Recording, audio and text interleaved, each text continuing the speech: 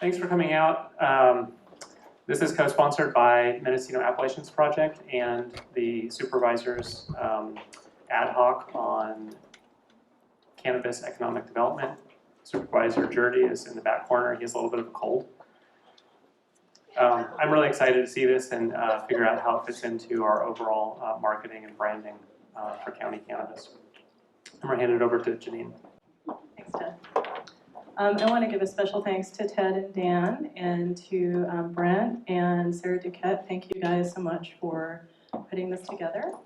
I wanted to make a few introductory comments before we get started and just really talk about market development. I think that one of the things that we're facing that's historic due to global policy reform for cannabis is the development of market and several markets. For the first time ever, we really have an opportunity to develop a commodities market for cannabis due to the opportunity to really scale production. Historically, production in California and most of the developing world has really been more small-scale craft production, really kind of because of prohibition. And so as we move forward and things evolve globally and the market opens up nationally and internationally, we really need to think about the context in which Mendocino County is engaging in the cannabis market. And one of the phenomenal opportunities that we have in Mendocino County, because of our history and because of the depth of knowledge and practices that our cultivators have, is really to garner a very strong market share in the craft cannabis market.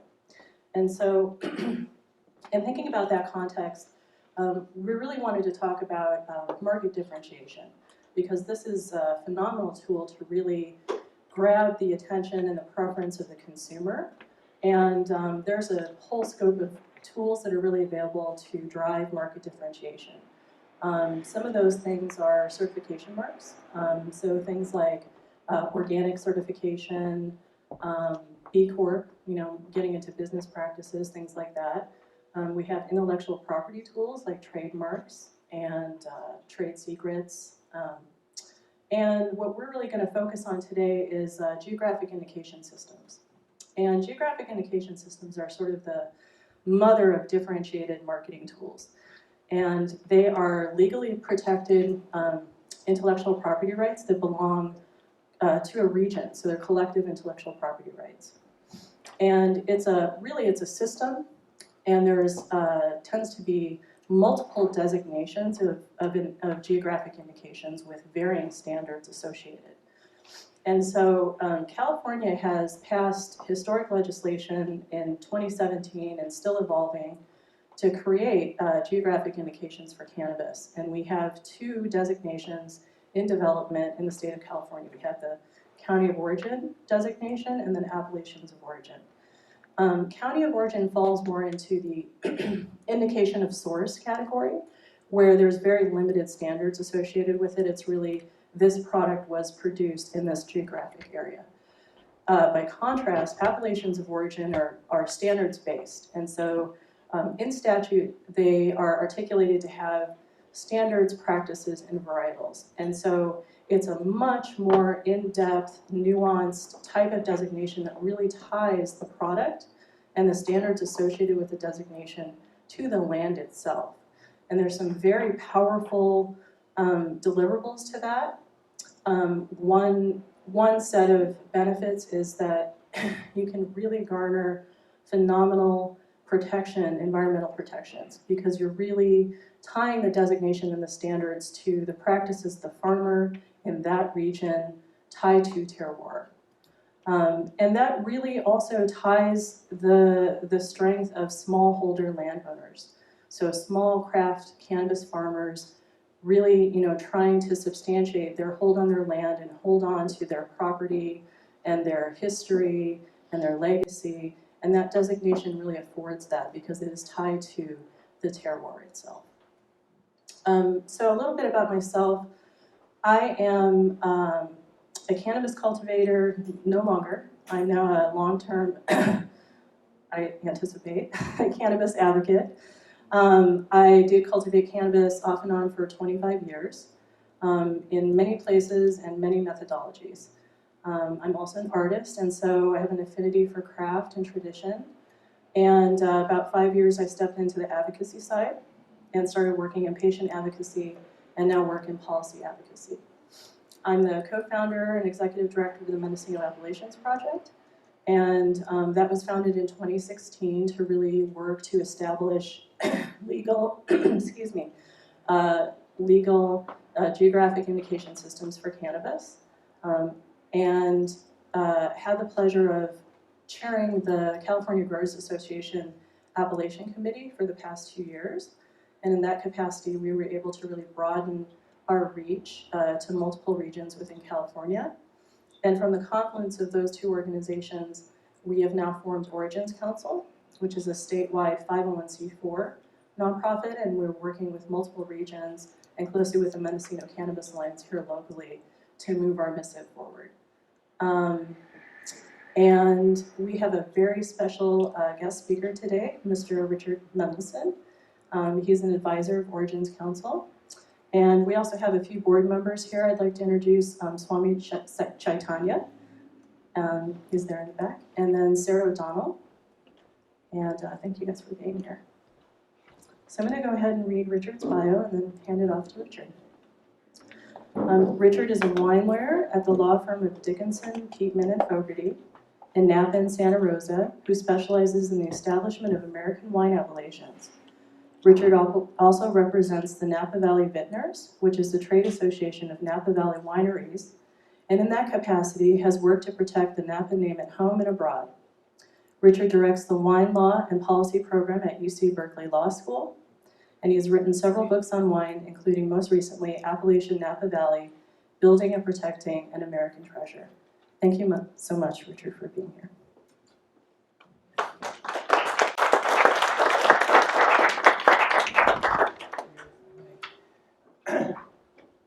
Thank you, Janine. Let me just say that having had the pleasure of working with Janine for these past, maybe it's been a year, I don't know how long it's been now, you're in good hands. She's thoughtful, attentive, intelligent, proactive. Can't think of a better executive director for your organization. Thank you for having me here. I want to say at the outset, just as a prefacing comment, I'm a wine expert. I'm not a cannabis expert. I'm a wine grower, a winemaker. I have my own wine brand, and I've been a wine lawyer for a very long time. I started in the industry in France, where I worked in Burgundy for a little over a year for a winery there, and then came back to the States right at the time that Napa Valley was taking off and started my legal career, and I've been in Napa since then.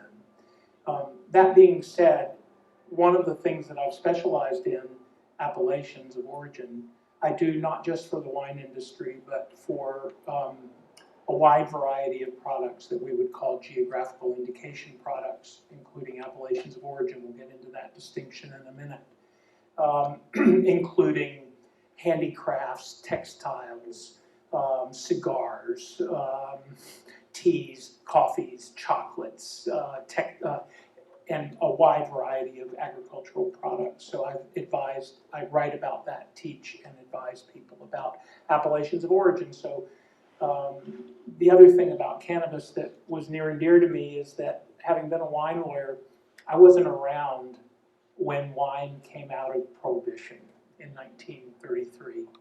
And we're dealing with antiquated laws in the alcohol beverage industry that date from that time. And I thought, here we are, real time, being able to see cannabis coming out of Prohibition. And when I used to see the campaigns that would say, for initiatives, would say, regulate alcohol, we can regulate cannabis like wine, I would grimace, because that's not a very good model. So I really wanted to get involved in the ground floor of how we should be regulating cannabis in America and be at the forefront of things, including in appellations. So let me just start, let's see, yeah, no problem.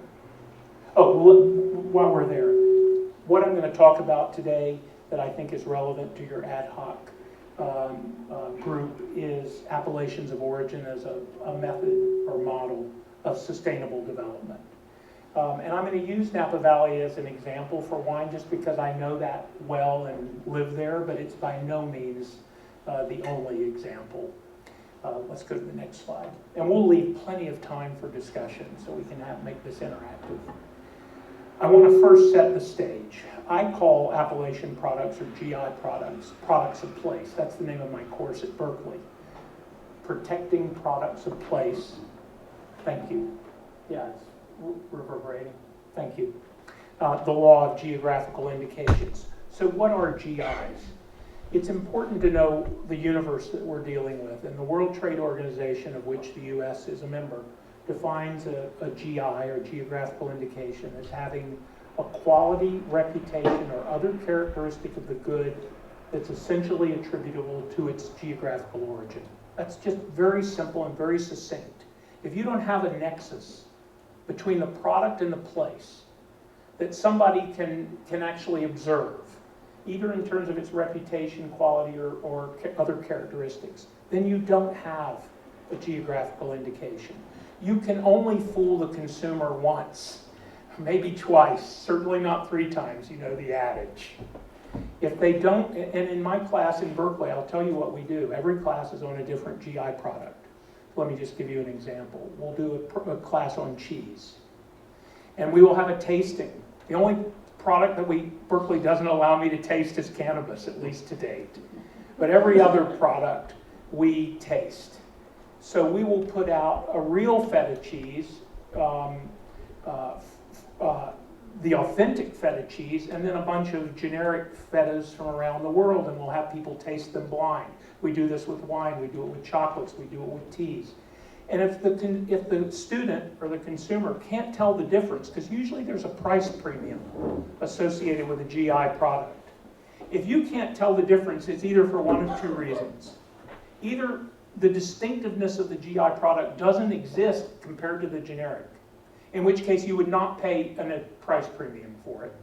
Or perhaps you didn't detect it because you're not an aficionado. And I know in the wine world, it takes a long time to develop the palate to tell the distinctions. But without those distinctions, without that nexus between the place and the product, you do not have a GI product. That's why we're arguing so forcefully for appellations of origin for cannabis being sun-grown in the ground. No interference with tarps and indoors. I think that's the purest expression of the plant in its ultimate consumable or ingestible, smokable form.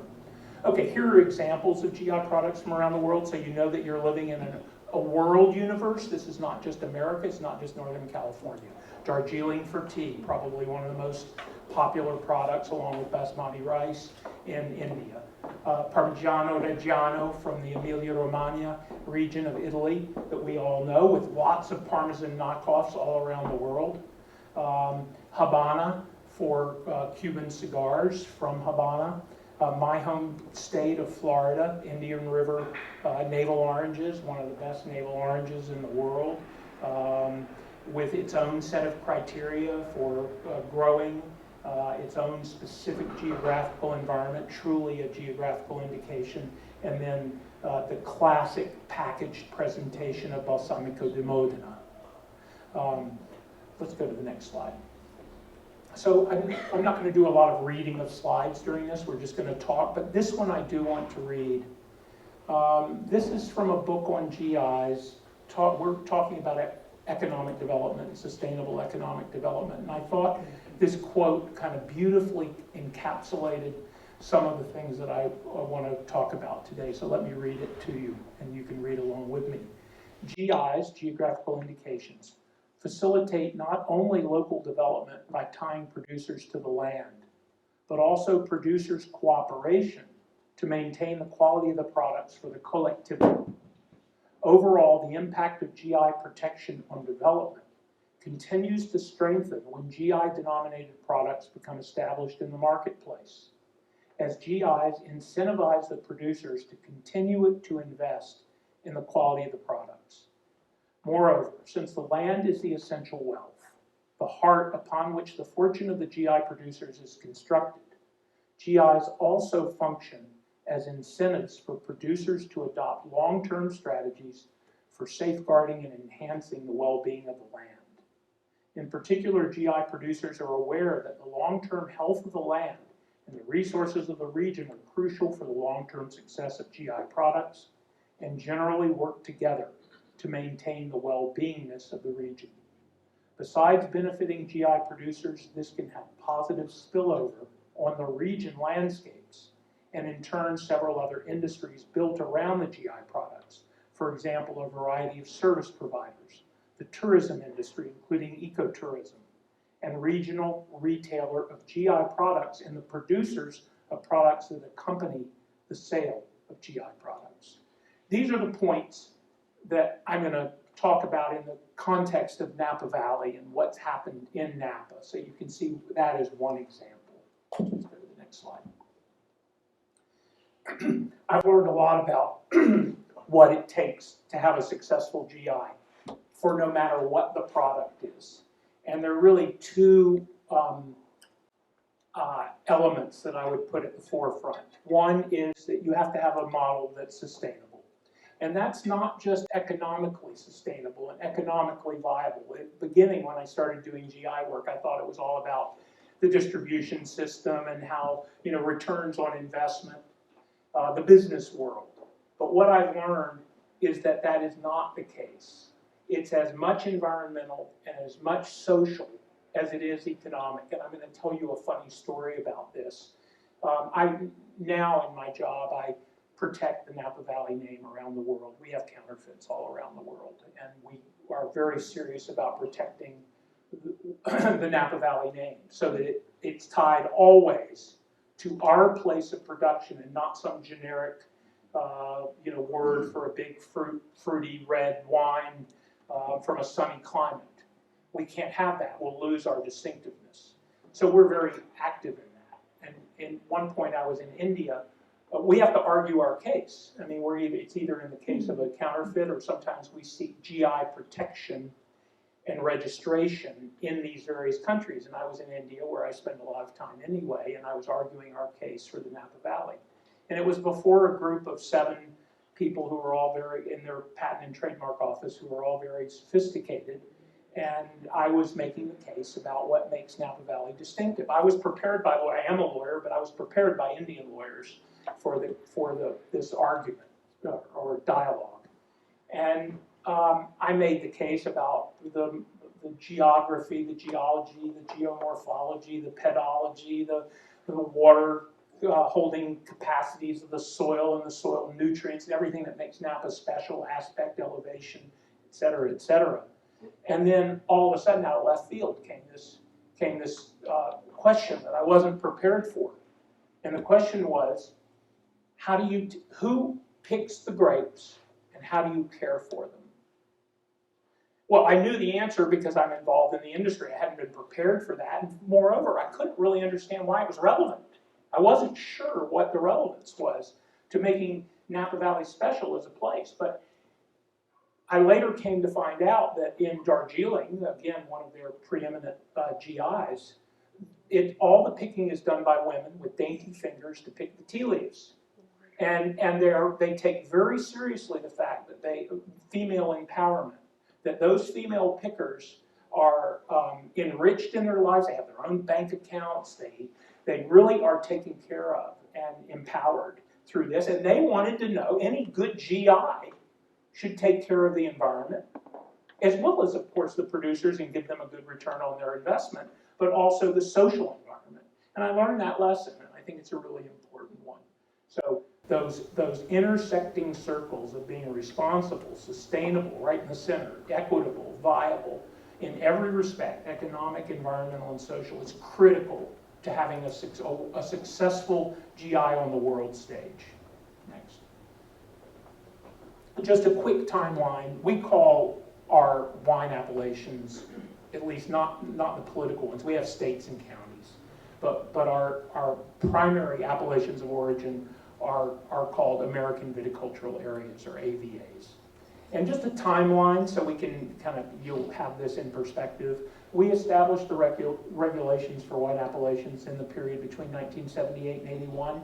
That's right when I had come back from France. I was working in the French wine industry, came back to America, and we were right in this process. And my job in France had been to show people the Burgundy vineyards, do tastings, and make sales. So I understood the French wine appellation system very well before I came back to America.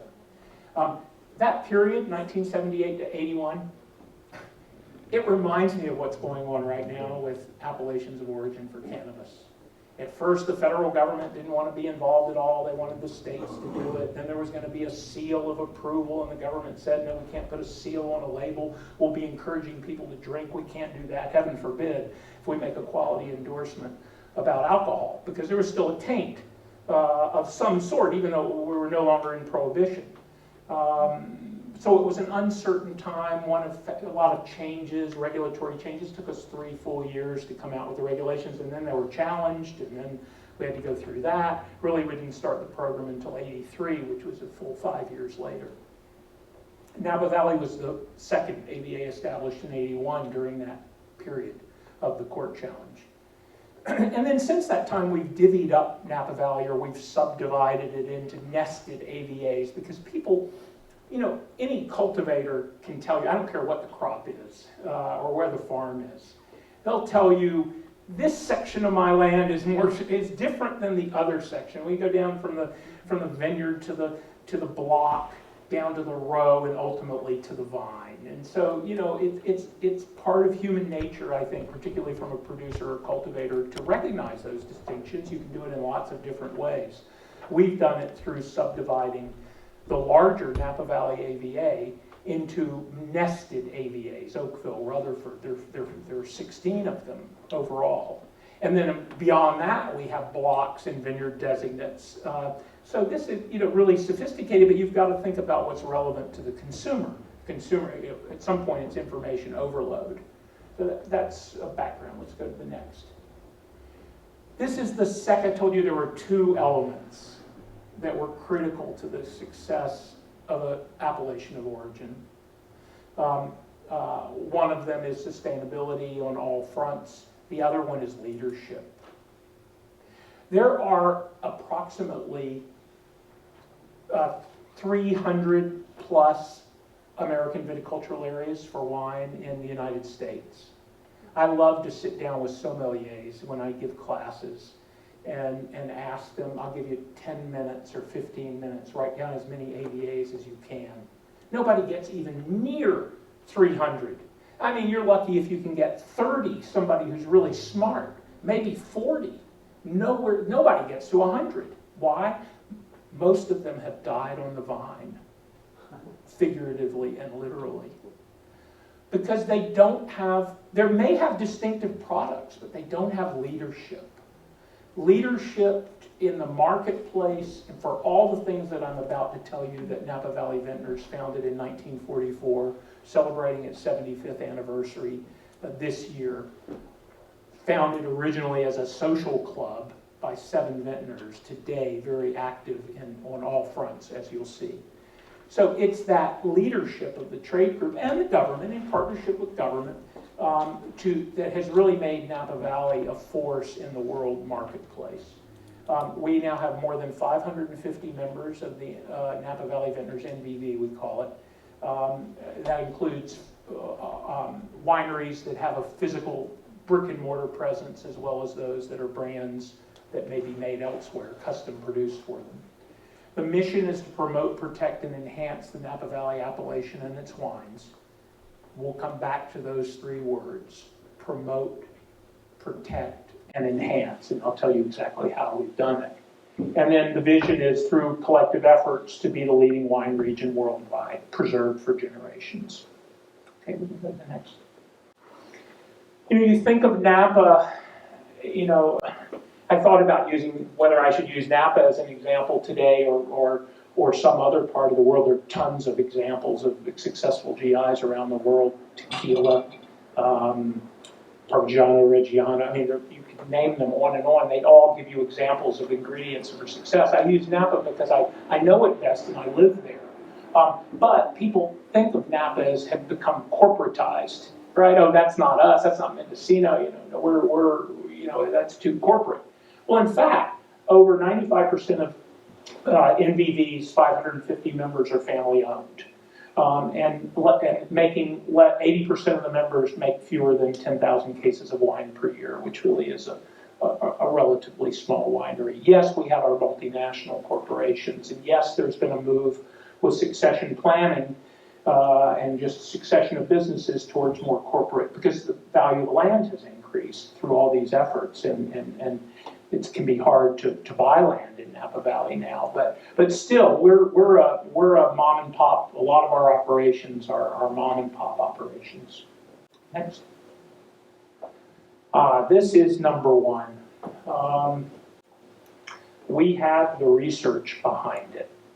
This is a program, we have lots of research programs we've done. One of the most famous ones is called Napa Rocks, and it's about the geology of Napa and how it translates through geomorphology and pedology, soil science, into creating the environment for making distinctive wines. The decision, Napa was, the first plantings in Napa were in the 1830s by George Yount, well before we ever had appellations. And it developed a reputation for fine wines. Even at the Paris World's Fair of 1899, it was winning medals everywhere. So it had this reputation, but we really had not done the work to prove it. And we've taken very seriously doing that work so that we can put some science behind what everybody knew tasting to be the case. And I find that in the cannabis world too. When I speak to cannabis growers, they all know their product is special, particularly the legacy. And I believe it, I get it. It's the same way it is in the wine world. But you got to prove it.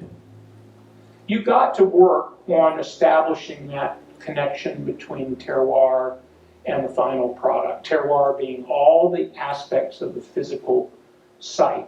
Now, one of the things that the cannabis world you are embarked upon that we have not done in the American wine world, and it's a very important distinction, and Lord knows, praise be for what you're out to do. The first model for wine appellations back in, I had just come back from France. I came back from France in '79. We were right in the middle of working on our wine appellations. And the first model was to follow the French AOC, Appellation d'Origine Contrôlée model, which meant that not only would you have an area demarcated that was Napa Valley and have a percentage of grapes that had to go into, and it's not even 100, it's 85% of the grapes have to be from Napa Valley, and then you can use the name. But in France and in other old world countries, there are a series of additional controls over viticulture and enology, over what you grow, where you grow it, density of plantation, how you care for it, how you trellis it, how you make it in the vineyard, all the additional things. It's not really a recipe. They call it a cahier des charges. It's a range of parameters that you have. There's still room for artistry, but there are all these additional controls. That's why we call those controlled appellations. And that's what you're set upon to do. When Janine mentioned standards, practices, and varietals or cultivars, I think of a cahier des charges. You're thinking of how we're going to do this. And to ensure the customer that when they pay what is ultimately going to be a higher price, a price premium, that there's something to it, that it means something, that it is, you will find it the next time you go to the shop when you buy something with that appellation on it, because if not, you're not going to do it the third time. So to put some substance behind the bones. Well, we were doing that anyway. Napa Valley, we're very serious about taking our message to the world, and we've been working on, terroir is this kind of ephemeral, inchoate kind of concept that it's hard to really define it. People have been working on it for centuries, millennia, trying to define terroir. So this is not an easy process, but it is an important process. And in your case, it involves the microbiome and terpenes and sunshine exposure. And I've been trying to learn myself as I go, so I can be intelligent about this and learn from you. But this is important. You have to have a message to take to the public about what makes Bell Springs or whatever it might be, your appellation of origin is special. Why those products are special. And of course, if you tie it to a certain cultivar with standards and practices, you're going to get closer, I think, to doing that than we do in the wine industry. Protecting the land. One of the first things we did in Napa Valley was to create an agricultural preserve. We're closer than you are to the Bay Area. We have urban sprawl considerations. We had seen what happened in Silicon Valley when it got planted over. That used to be the Valley of Heart's Desire down in Santa Clara County, right? It was a fertile breadbasket, fruit orchards, and now it's paved over completely. There's very few farms left. So we knew we couldn't be successful in the Napa Valley without preserving the land. We took those steps in 1968. And as a result, when you drive through Napa Valley today, you don't see, in our farmlands, you don't see billboards, you don't see restaurants and hotels. You'll see those in urban centers, not in our farmlands. So I think if you don't preserve the growing area, what you know to be the key growing area for growing, you will not endure. It's part of sustainability, is to preserve the land first and foremost. Okay, second. Well, we're talking about economic impacts today, right? So I wanted to, we assessed this. We did a study in 2012. The most recent one was 2016. I'm sure we'll repeat it soon. We want to understand. We do it through a third-party outfit to assess what the economic impact is of Napa Valley grapes and wine on the local economy and the state economy and the national economy. And what we find is that even though, we know this is the price premium part of the equation, even though Napa Valley only accounts for a little less than 7% of California's wines, but it's 24% of total retail value. So they tend to be higher priced wines. It has a $9.4 billion annual economic impact in Napa County. That's everything. That's the multiplier effects through the local economy. And $33.5 billion in the U.S. We've got 43,979 full-time equivalent jobs, and that doesn't include the hospitality industry. Remember that slide that said you can have an impact on other industries, hotels, restaurants, tourism. That doesn't include the employees in those related industries. Wine-related tourism generates more than $1 billion annually, and we pay $1.4 billion in local, state, and federal taxes each year. So it's important to track. If you're going to do this, if you're involved in this effort of economic development, I think it's important that you have the metrics to know what you're investing and get some sense of what the impact is on your local economy and beyond that. And I'd start doing that, have that in place sooner rather than later. We took a while before we started doing this, but it's been very helpful. Next. Premium wine prices. This is the value add proposition of appellations of origin. This is why you buy cannabis from one of what will be your Mendocino appellations rather than something that just says California or from some other area altogether. And we've done these studies to prove it. I mean, this is dated research, so it's only spread since then, but wines with the California appellation are the lowest price. Wines from Napa Valley are $20 more per bottle. Actually, that's increased since then. And then as we get into the smaller AVAs, the price premium even goes higher into the $40 and now even more. So there is a price premium associated with an appellation of origin being a delimited area with limited number of products, with the work behind it to show that the reputation is worthwhile. There's something in the bottle behind it. Next.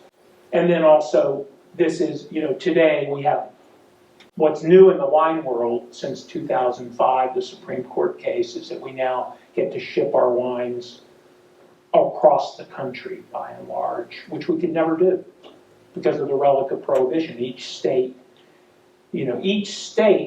under the U.S. Constitution and the 21st Amendment can establish its own rules on wine consumption. In fact, Mississippi, I'm a Southerner, Mississippi was dry for 33 years after Prohibition. I mean, you couldn't drink in Mississippi, right? So, I mean, so you've got to respect state law. And finally, in 2005, the Supreme Court opened up the ability to ship your wines to consumers around the country. I mean, this is why I see so many parallels. You know, we've got federal versus state issues with cannabis, and a lot of the issues are the same.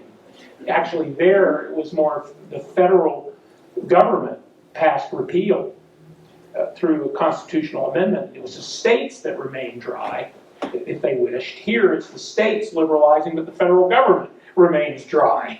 So, but anytime you have that dynamic between state and federal government not on the same page, you get a very interesting, actually for a legal thinker, it's fascinating because it's like playing chess. You know, you've got to understand what the impacts are at one level and the other.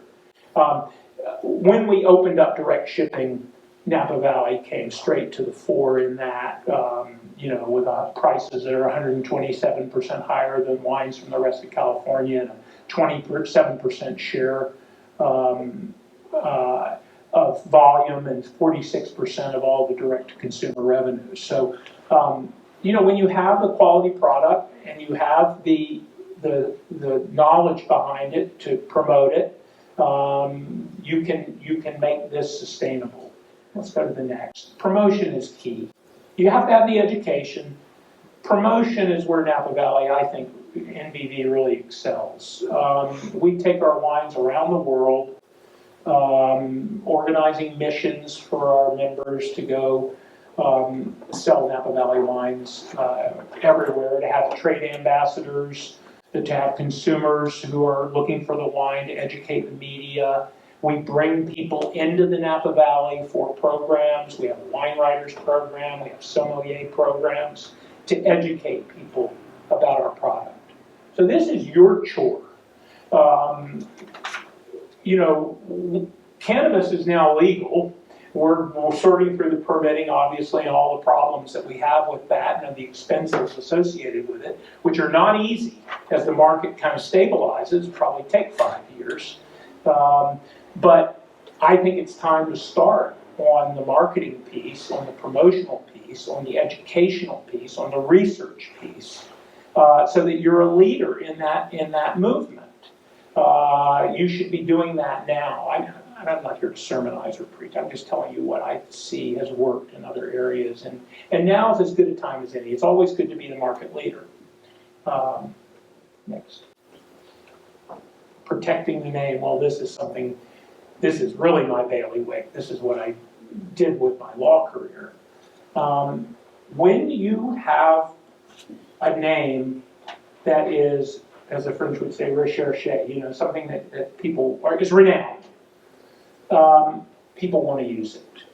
Other people want to use it. It's human nature. I should have known this. When I was working in France, before I was even a lawyer, I went on a tour in Champagne, and I went into the office. I was entertained by their local syndicate, their trade association. And they invited me in, and they showed me back to the lawyer's office, just introducing me around. I walk into the lawyer's office in Champagne, and all I could see, it was a big office, were knockoff products named Champagne. There was Champagne shampoo, there was Champagne toothpaste, there was Champagne furniture, there was Champagne. I couldn't believe it. You know, if I kept these, my office would look the same with Napa products now. But I didn't really, and I remember asking him, this was a long time ago, this is 40 years ago, and I remember asking him, how much money do you spend on protecting the Champagne name? You know, with all these phony products, that you're going after all of them. He said, yeah, we're going after all of them. And it was, you know, it was over $1 million back 40 years ago, so I can't even imagine what their budget is today to do that. I always thought that the knockoffs of the Napa name would come from abroad, just like we started using the Champagne name in America, even for sparkling wine that's not grown in Champagne. You know, we have our own abuses. But it didn't. It came from a guy who made this wine, a Napa, a California producer, who put out, Rutherford is like one of the most prominent appellations. It's right in the heart of the Napa Valley. And It's renowned for wines of big structure and texture, dark fruit, what some people refer to, Andrei Chelichev, who's a legendary winemaker, called it the Rutherford dust, because it had this structure, but it had these dusty, almost soft tannins. So it was a big wine, but it was luscious on the palate. So he coined that term. Well, this guy came out with a wine called Rutherford. You can see that. It actually says Vintners underneath, Rutherford Vintners. And he says, I'm going to read it to you. It's confusing. With so many labels laying claim to the Rutherford name, you can hardly tell a shrub from a vine. To clarify, consider this sprig of vintner wisdom. Good grapes, like the grapes in our Barrel Select Merlot, make good wine. Simple enough, and you don't have to be a wise old winemaker to know where the grapes come from. The problem was they didn't come from Rutherford. He went and bought up an old label from somebody who had just died. That label was grandfathered because we used to have people that would put appellation names as part of brands historically, but usually they were from that area. You know, you start a winery here in the Eel River or something. I call them Eel River Cellars. You know, you just take a nearby geographical name.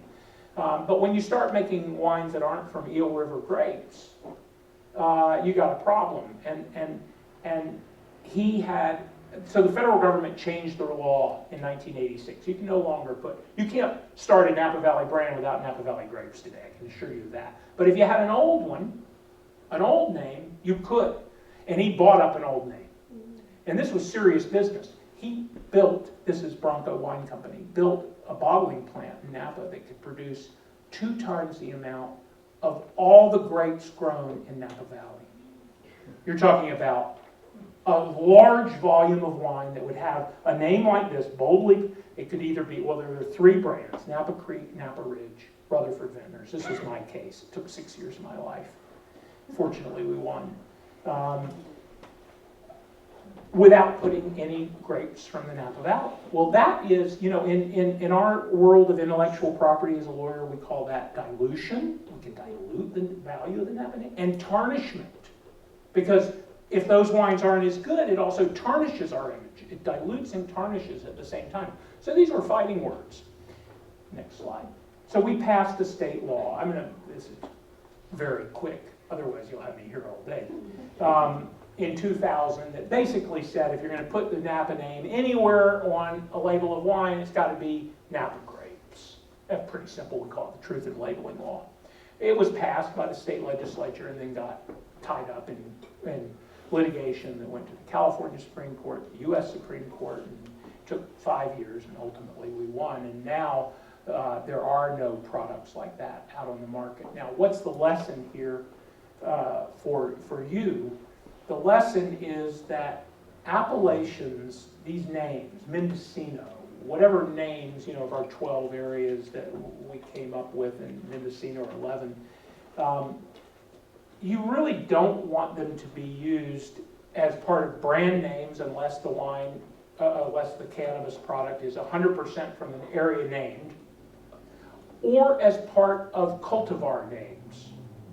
Because cultivar names, by and large, and we can get into patents and all that, but cultivar names generally are generic. You know, OG Kush, people have OG Kushes from everywhere. And so you don't want your name being used for Mendocino on a product that's not grown in Mendocino. So once you have a name, you need to protect it, and you should protect it as an appellation of origin. Don't let it be used on products that don't meet the appellation standards, or it will be diluted and tarnished. It's very important to make those rules early on, and I think we're making headway, because once people start doing it, and remember, we're forming the regulatory system, but people are out selling today. So once they start using a name improperly without regulations, it's hard to get them back. This is why they have grandfather rules, like Bronco used in this case. He availed himself of a Bronco rule. It's like having, for those of you who are baseball aficionados, you know, like the the Babe Ruth card or the Mickey Mantle card, you know, and I have it, and now nobody else can get it because it's very valuable. I have grandfather rights that nobody else can have. So protect the name for your sole use. Don't let it be abused, misused, usurped by anyone outside your area. The problem is that usurpation can happen just by somebody putting a name on a label. Whereas to fight it and protect it takes money and time. And usually it takes money and time before you're able to have the money and time. You know, this is the problem with GIs. You need to protect them before they're well known. Once they're well known, they're ripped off. Maybe it seems like I'm making too. I see this problem all over the world. And it is an item of intellectual property. You need to treat it as such and protect it. Okay, next. Social responsibility, that was part of our sustainability. We have most of our social responsibility comes from Auction Napa Valley. Since 1981, we've raised almost $200 million and put into projects locally for education, healthcare, cooperative endeavors with various places. And then when we have the 1986 flood, the 2014 earthquake, we are the first one to step up and provide money as a trade group to help disaster relief. So things that are important for the community. Next. Farm worker housing, that's reminiscent of the story about the India story. You know, how do you a lot of our workers can't afford to live in Napa, traveling as far away as Stockton or even farther on a daily basis. So we have now farm labor camps, as many as we can, to help the farm worker situation. Next. Okay, the environmental piece, critical. And I know we're going to want to talk about this even after my talk. If I need to go faster, let me know. Okay, good. I'm almost there, and we can open it up to questions. Environmental sustainability is critical, not only for to ensure our future, but also to take care of the environment and show our consumers that we're taking care of the environment. This is important. I think it's particularly important for the cannabis industry, and excuse me if I'm talking out of turn because I don't know your world as well as I know my world. I know my world. I almost had in here pictures of sedimentation and erosion from vineyards on slopes, so I can show you how sometimes it's a front page news, and wow, you get a red eye, a black eye from these images, and you better take care of it. And I think the same thing, is true in cannabis. With wine, they used to say, "Oh, we're water guzzlers." Well, no, we're not water guzzlers. Vineyards are not water guzzlers. We used to say 7 gallons of water to make a gallon of wine. That's not true anymore. You can make a gallon of wine with less than a gallon of water, easily, maybe even half a gallon. Dry farming techniques in the winery to control water. It's important for you to get that message out about how you farm sustainably. And of course, when you have standards and practices that are part of your appellation program, this is great. I tell the vintners all the time, the Napa Valley appellation is the right focal point for environmental laws because it's local. As opposed to the state coming and tell you through, we were talking about waste discharge requirements from for your cannabis, the general permit for cannabis and the farm plans or the site plans that you're preparing. We do the same thing in the wine industry. We're having to do that in Sonoma Creek and Napa River watersheds right now for the Regional Water Quality Control Board. The right place to take control of that is locally, and that's what we've done. Actually, let's move to the forward slide, and then we'll come back. We've done it through a program called Napa Green. We have Napa Green Land, and we have Napa Green Winery.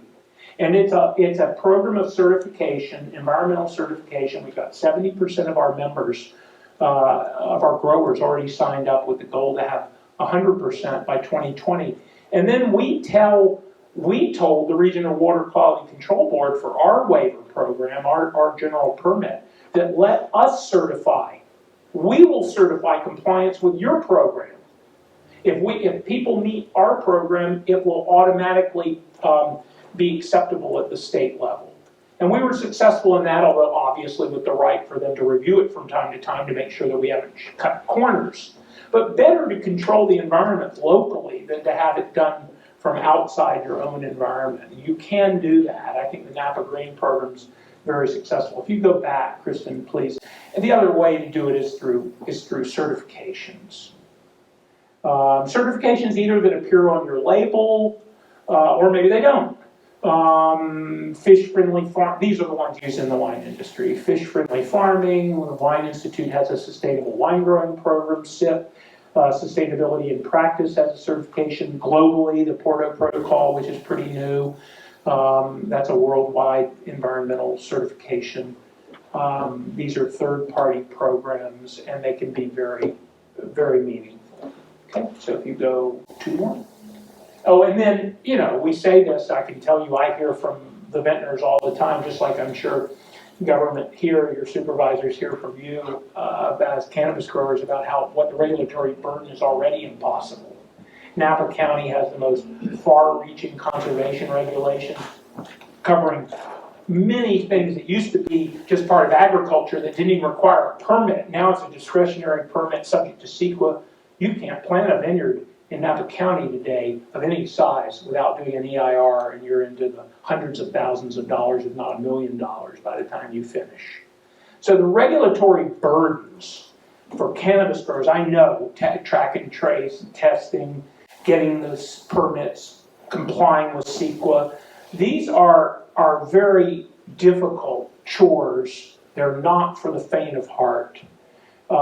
Particularly as the regulatory administrators are kind of sorting things out themselves. They're learning along with you learning. So it is I understand it's a very difficult time, and I would just suggest to you that the more things you can do locally, either through a local certification program, through an EIR that covers many of the things, you know, under CEQA that you want to do, put them in place, do them at one time, be far-seeing, be long-term vision. These are really important steps to take. I mean, when I look back on my career in Napa and all the environmental issues that we've dealt with, I remember proposing early on, let's get all the agencies together, let's work on a habitat conservation plan.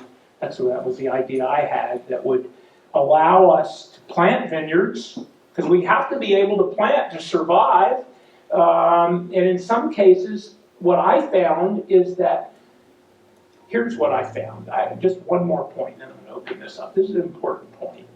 I don't think we did a good job as a wine industry in the way that the Endangered Species Act and the sensitive habitats, you know, you can look at all those laws. There's critical, there's sensitive, there's limited distribution, you know, there's a ranking of all these biological factors, endangered species.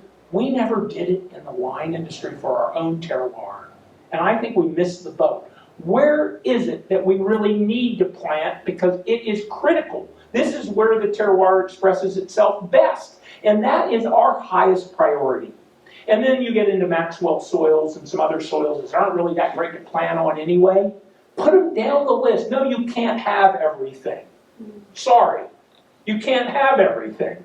The vineyardists can't plant wherever they want. There are other concerns, competing concerns.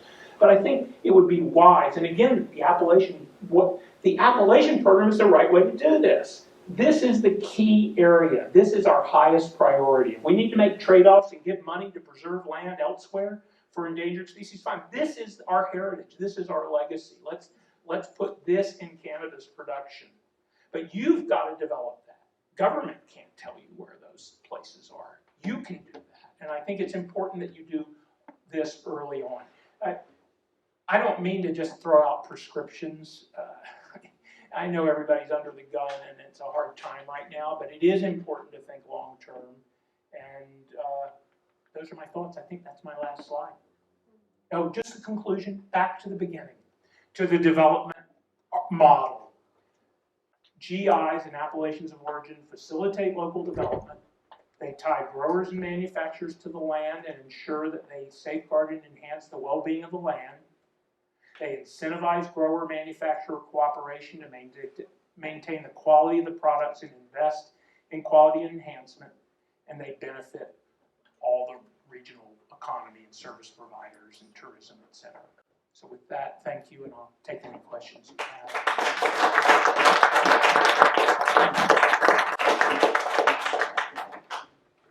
Yes, over there.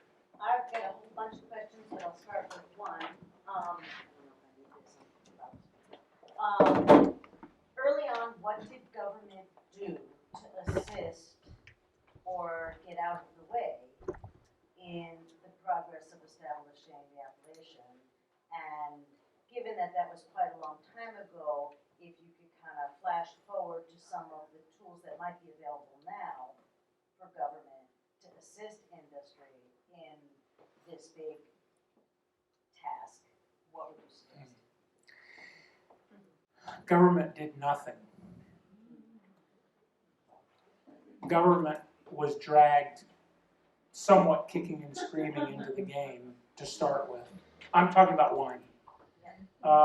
Meaning that the producers were left on their own and what usually happened, well, almost always, is a vintner grower group would be established to explore an appellation of origin and to look at all the scientific data.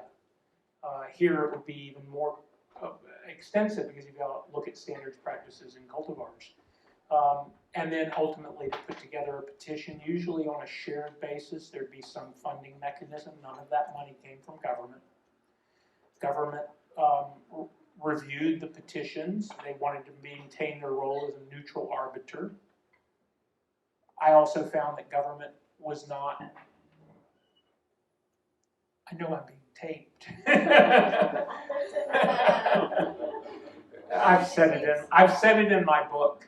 Government was not particularly qualified to make these decisions. So I've argued in my book that government and I have argued the same thing for cannabis, that CDFA, California Department of Food and Ag, that will make these decisions should also have an advisory body of experts who really do understand cannabis cultivation, understand what appellations can mean, understand the standards and practices that are being evoked, define them where necessary. So they need help. Now they didn't get in the way.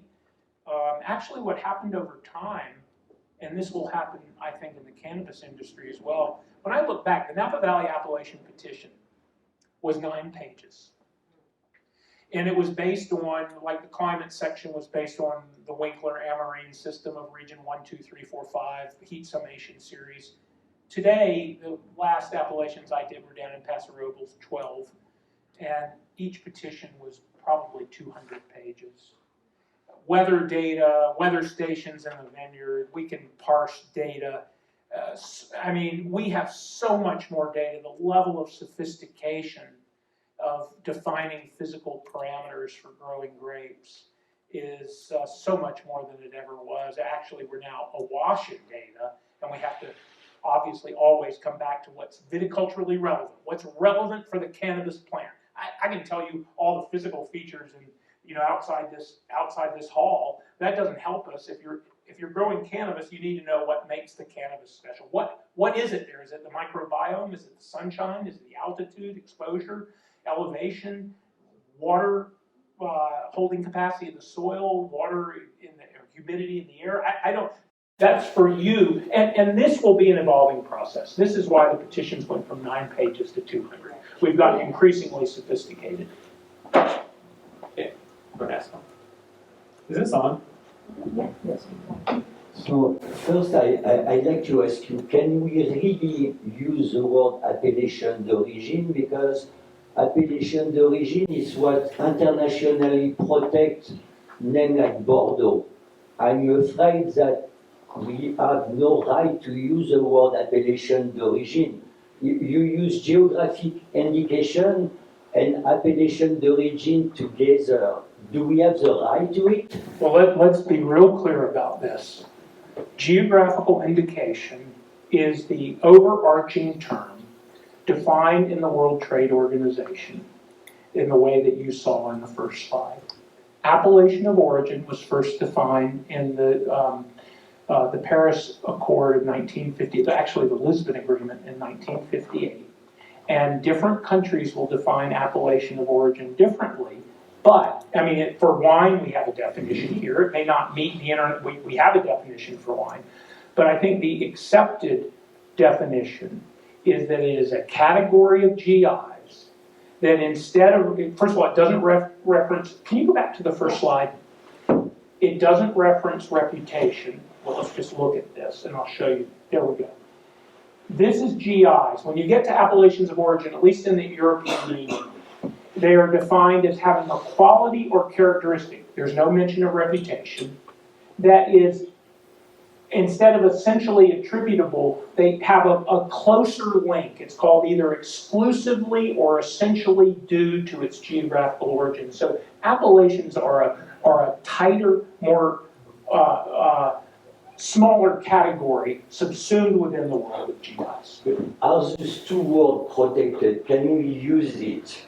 Can we use those two words if we don't go to go to the standards that are actually creating those two words? Those two words support standards. They're protected internationally. If we don't follow the standard, technically speaking, we shouldn't use the word. Well, you won't meet the European Union definition of protected designation of origin if you don't do that. But our wine appellations, our appellation of origin is a defined term for wine, and it has no standards, practices, or varietals. Now, you could say that's a bastardized definition, a weak definition. It doesn't meet the definition of a protected designation of origin. You may be right. But under American law, that's what it means. So we can define it however we want. You are seeking to define it in a way that is closer to what a PDO, a protected designation of origin, is in the European Union, with standards, practices, and varietals, in what you would see in France as a cahier des charges. But there's no, actually the largest umbrella for this intellectual property right is this, and it's very broad. You could have, well, I'll give you an example. Sheffield for cutlery. You know Sheffield and Sheffield, this is the example we always use in our class. Sheffield cutlery has no iron, no raw minerals from Sheffield at all. But it's known. It's known as Sheffield because that's where they made it. So none of the raw materials just made there. And over time it developed a reputation. So that would not meet your definition. But it does meet the broader definition of a GI. No, I'm just afraid that we use appellation d'origine and it goes against international law, that's all.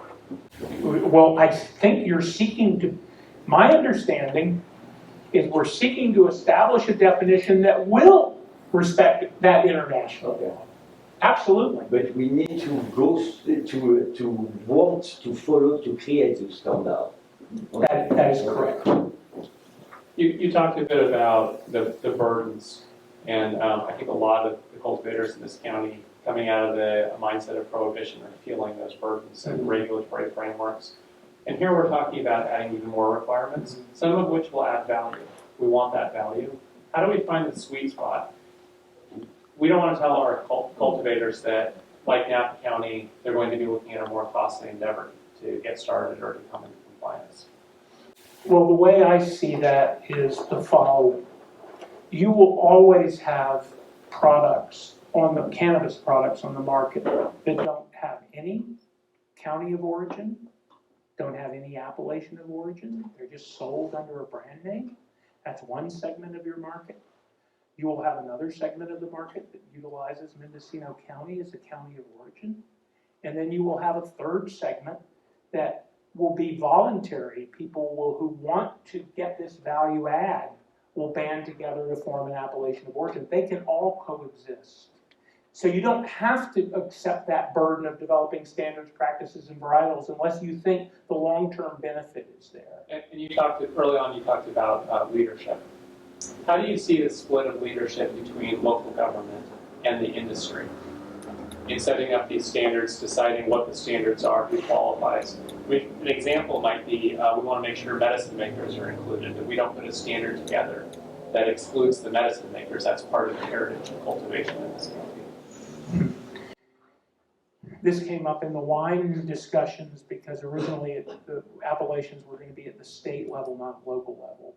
And then, you know, what the vendors said was that we don't want that. The vendors didn't want that because they thought there would be different standards state to state. And when we had a national economy in wine, consumers would not understand those differences. So, my preference, I think, would be to have the state establish appellations of origin with local input, and then let the local trade groups and cultivators establish those standards, practices, and varietals. So, with enforcement at the state level, so that you have a statewide standard and the consumer really understands, okay, every appellation of origin won't be the same because they'll have different standards, practices, and cultivars developed by each individual area. And then I think the local government should have input on that and should have regional marketing, promotion programs with public-private partnerships to promote Mendocino County and the appellations. From a promotional point of view, I think local government along with cultivators, private enterprise, would be the right way to go. But having each local jurisdiction have their own definitions of appellations, I think that could be confusing to the consumers. Questions? I'm just forming right now as you're talking specifically about that. If you're going to have the various levels of appellations and certification, even within our county, can we have multiple levels of certification? So we're like, if you want to be a live depth grower, you want to be a hothouse or greenhouse grower, that would be a level of appellation. Is it even an appellation, or? It's not an appellation. Okay, it's a growing technique. So how do we, allow them to use the Mendocino name because they're here? In this situation, like I grow the ground, I'm a medicine maker. I mean, I'm on board with appellations to be as strict as possible just because of my environment. But for other people that don't, how do we allow them to? I think the construct that's being talked about right now is to have a more inclusive county of origin appellation designation, as Janine called it, indication of source, that doesn't limit your production technology, your growing technology. So it could be light depth, it could be mixed light, it could be greenhouse, it could be indoor, as long as it occurs within the county with county sourced materials. That's an umbrella. And then on the other end, still yet to be finalized, is an appellation of origin that might have much stricter standards. And then you as the producer, you as the brand owner, can decide how to go to market. I mean, in the wine industry, it's not atypical to have a winery that has a state of California brand, SKU, to have some non-appellation wines, and to have appellations from different places, not just where they're, so you can go to market, and some of them are grocery store wines, some of them are national distribution wines, the more limited ones, the appellation series, maybe for direct to consumer as part of a club, you get something special. I mean, so there are all different ways of approaching the market at different levels. Who verifies the compliance? I would imagine an appellation might take soil into account. And given that grapes in Napa are grown in native soil, whereas cannabis is likely grown in amended soil, maybe there's some back guano. Who verifies that an appellation participant is complying with the standard? Well, first of all, in the wine scheme, all we have in the end of the process is a boundary and a percentage of grapes that grown within that area. You have to make your case through soil to get it established, but once established, let me be precise, to use the Napa Valley American Viticultural Area on a bottle of wine, 85% of the grapes must be grown within the boundaries of that American viticultural area. That's the only requirement. There's no requirement on which varietal. I make a Pinot Grigio dessert wine, not a Cabernet Sauvignon that Napa Valley is known for. I can use Napa Valley AVA. So no one has to do that in the wine world. In the cannabis world, I think ultimately, well, I can tell you what we do. I'll give you an example, a better example. We decided in Napa Valley, as we were forming all these small appellations, Oakville, Rutherford, and all, in 1989, we had the idea that, my God, you're never going to see Napa Valley on a label of wine again. The same thing had happened in Bordeaux. You can hardly find a bottle of Medoc wine, Saint Julien, Margaux, Saint Estèphe. They don't even have Bordeaux written on it anymore. It's disappeared. We were scared, oh my God, we're going to form all these small areas, Napa's going to disappear. So we passed a state law requiring that Napa Valley be on every label of wine with a nested name. They have to be in conjunction. We didn't want to lose the goodwill of Napa Valley. That's a state law. It's enforced by ABC. ABC, the Department of Alcoholic Beverage Control, is not really in the game of, they do licensing and police work. They don't do labeling, by and large. So what we do as the Napa Valley Vintners is we check the market. We check every label ourselves. When we find a violation, we go vintner to vintner. And this could be a model. Let the trade group first be your first line of enforcement. Let them check their own members, try to get voluntary compliance. But ultimately, somebody has to have the stick. If there's a violator and they just, say, forget it, this is what we're doing, somebody's got to have the authority. And I think that's probably the state government. It could be the local government. It could be delegated to the local government. It could be. That could be delegated from CDFA to the local government. But then, there are different jurisdictions. They're going to have different levels of enforcement. That's one thing about constancy and of interpretation and enforcement at the state level. But there is a role for trade groups and local government. No question, education, promotion, voluntary compliance. But I hope I answered your question. You did.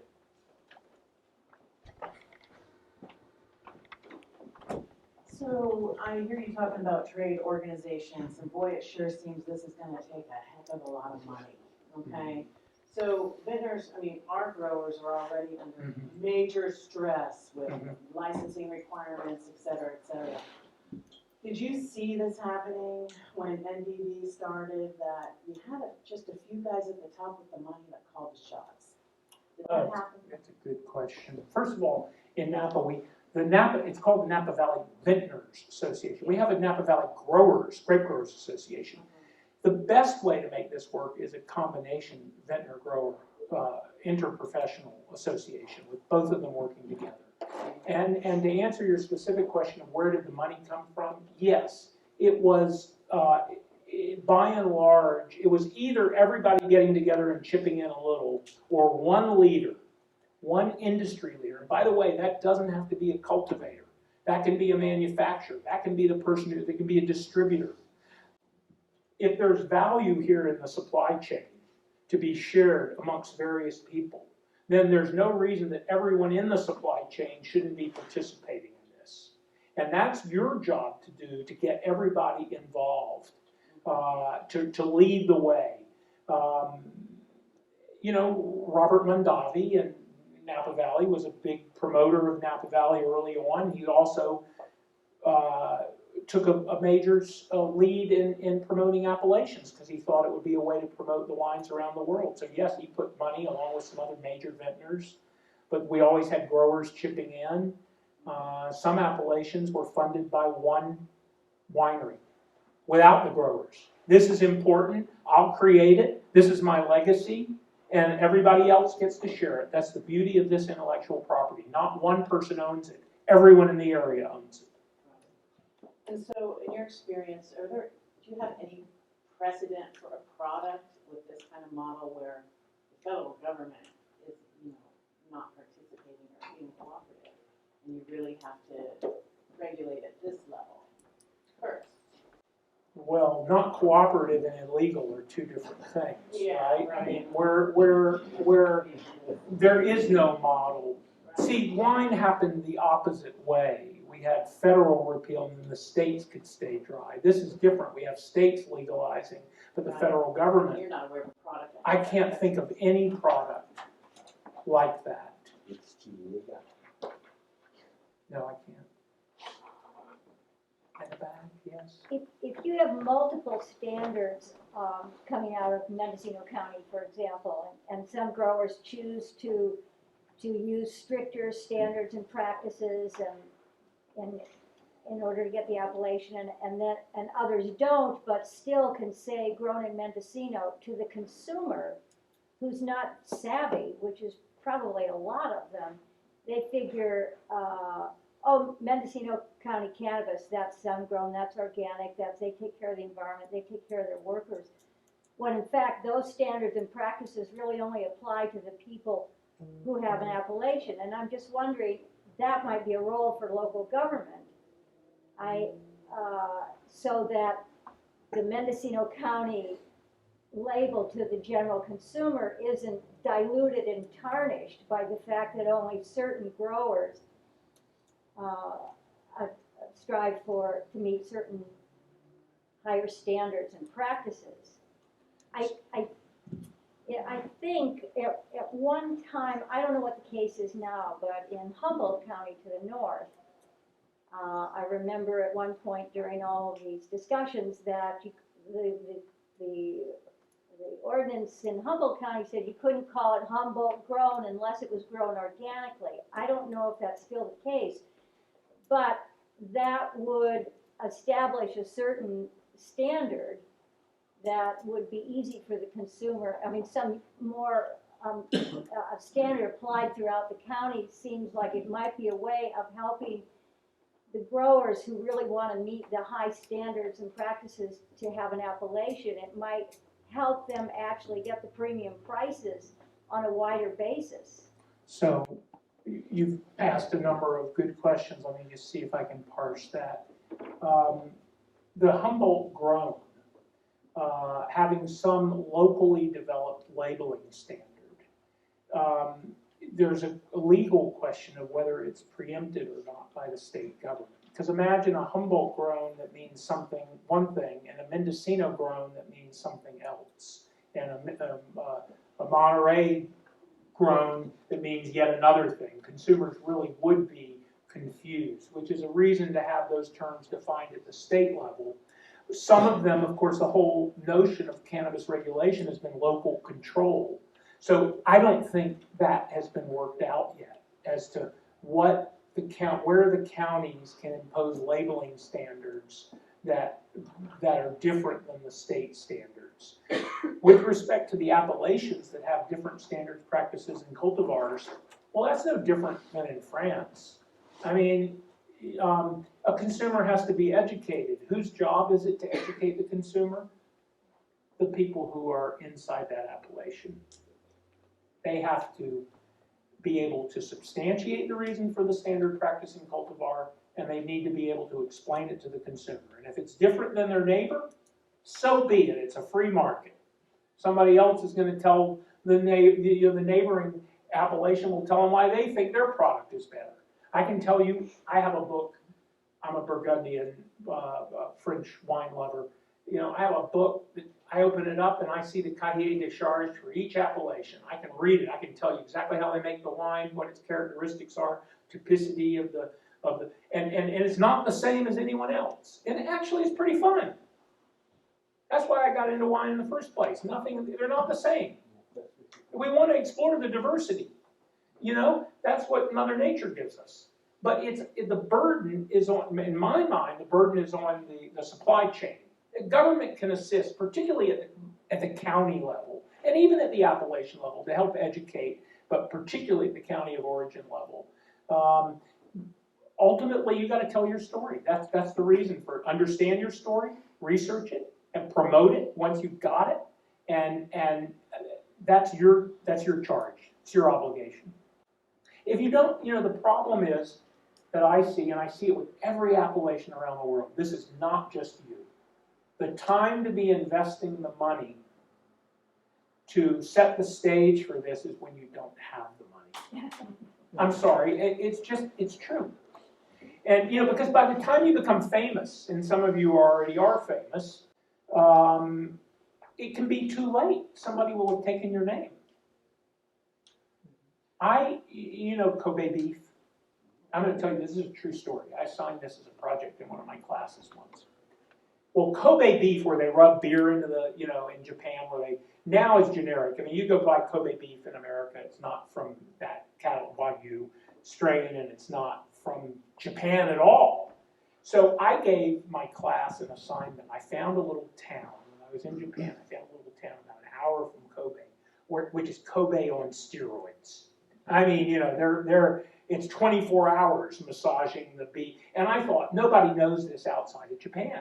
There's no way. I discovered this thing, right? And so I asked my class it was called Matsuya. I'm forgetting the exact name of that town. And I said, this is a GI product. It hasn't been discovered yet. If you were a grower, a producer in that area, what steps would you take domestically and internationally to protect that name and make sure that it doesn't become generic like Kobe does around the world, where it's kind of been diluted? And the people came back with the paper and already found that somebody had trademarked that name in the United States. They already had the name. So before they even were known, the name was already taken in the United States by someone for their exclusive use. And this is the battle we are before you become famous enough to protect your name around the world, somebody else has it. So I always tell GI producers, this is really true in India, where we have the most GIs in the world are in India. And most of them are not traded outside the region of production. And we try to tell them, register it anyway, before because you don't get into problems until you start trading your product or somebody knows it around the world, and then you have all the problems. And so we try to tell people, protect early. I know it's hard. And to the extent the government can help, more power to you. Any kind of partnerships would be helpful. Can we back up to the money component? Yes. One of the problems we struggle with is the small farmers, the family farms, are just on the brink. They're struggling to hang on. We can't demand more money out of them at this point. But if we turn to the Flocanas and the Henrys of cultivation, there's a bit of a pushback of our story, part of the legacy here is family farms. And who better to tell it than those families' farms? I don't agree with that, with all due respect. I really don't agree with that. I think Which part? The Flocanas, I don't know Flocana, I know Flocana, of course, so with all due respect for who they are and without pointing them out, singling them out. People in the supply chain, including the manufacturers and the distributors, particularly the manufacturers, they do have a stake in this. They're marketing that product. They are reaping the benefit. They're part of the supply chain. They have to step up. They have to step up. They're reaping the benefit. I don't understand that argument at all. It should not be on the backs of the cultivator. All on the backs of the cultivator.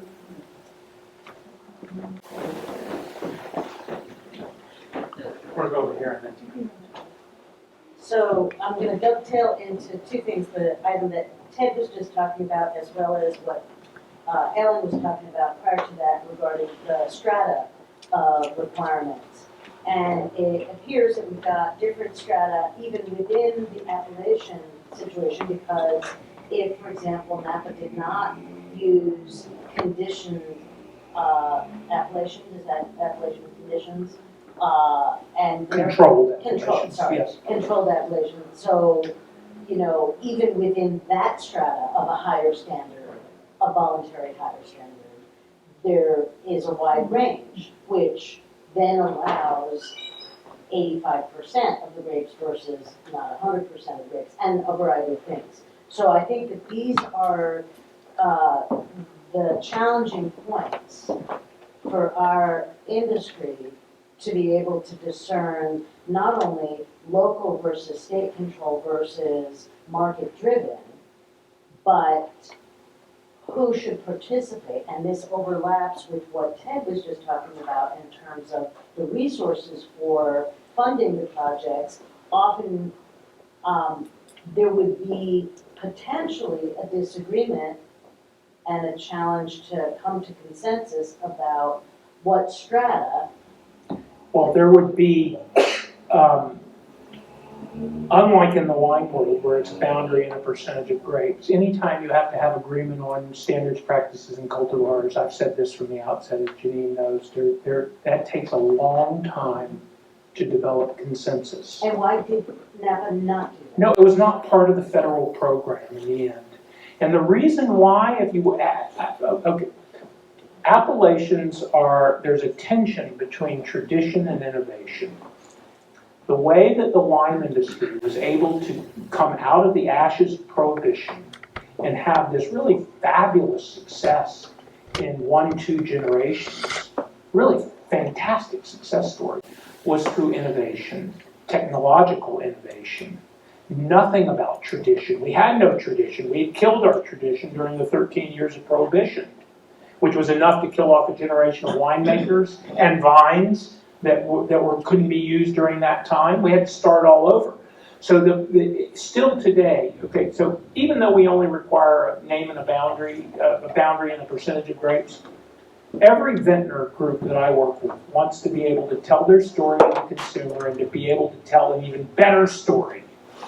Sometimes they'll come up with their own internal voluntary standards. It could be 100% standard. It could be a packaging. We package differently than the other people. We process differently than the other people. So there's still this urge to tell your story and to try to gain market share. I mean, that's really what we have a quality product and we want to promote it. So I can imagine being in the room with cannabis cultivators, processors, manufacturers, distributors talking about some practice or standard. And somebody's going to say, oh, that was yesterday. I want to be able to do it a new way today. That's innovation. Tradition versus innovation. If this is the way I always did it, this is the way I want to do it. You've got to come to consensus. This is going to be the hardest part of forming an appellation of origin for cannabis. That includes standards, practices, and browse. You better start that discussion now. It could take a long time. It takes less time if you have one clear leader in the group who set the stage. You know, we have a number of appellations in Napa that were set by somebody whose wine was famous, and he got everyone with him, as opposed to wanting to own it himself. He or she brought everyone else with them, and they had a bigger say because they had developed the reputation for the area. Each area is going to be different. Larger areas will be harder to gain consensus than smaller areas where there's easier to talk to your neighbor. But this is a process that could take a while. Well, and it seems that the additional challenge is where we have such a highly regulated industry, and right now the competition between the state wanting to have control over how the regulatory scheme of enforcing this is handled versus local jurisdictions, and the need for everybody to put their own enforcement stamp on it as well. And I think that if it were just left to industry, it would be painful, but it would be possible to get to consensus at some point. Whereas when we interject the multi-layered and different agencies, because we're not just talking about BCC or CDFA, we're also talking about CDFW, we're talking about, right, Regional Water Control Board, we're talking about everybody, and everybody wants to have their little stamp on what needs to happen, and that complicates the initial discussion of getting everybody on the same page. Agreed. Agreed.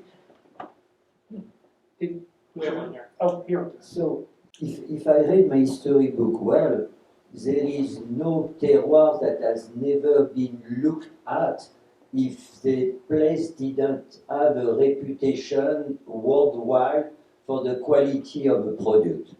I don't know about worldwide, but reputation usually is the starting point for an appellation of origin. So, technically speaking, in California, only the Emerald Triangle should be the source of the work we want to apply, creating those appellations, that because it's the source of the quality that is recognized. Well, other places would dispute that. I mean, the big syrup growers would dispute that, and other growers. But nevertheless, yeah, there are well-known, reputable areas that should be the leaders in this coming forward. So should we use the word emerald to try to protect the word emerald triangle before we start protecting the pieces and make sure that the emerald triangle and not the county are working together.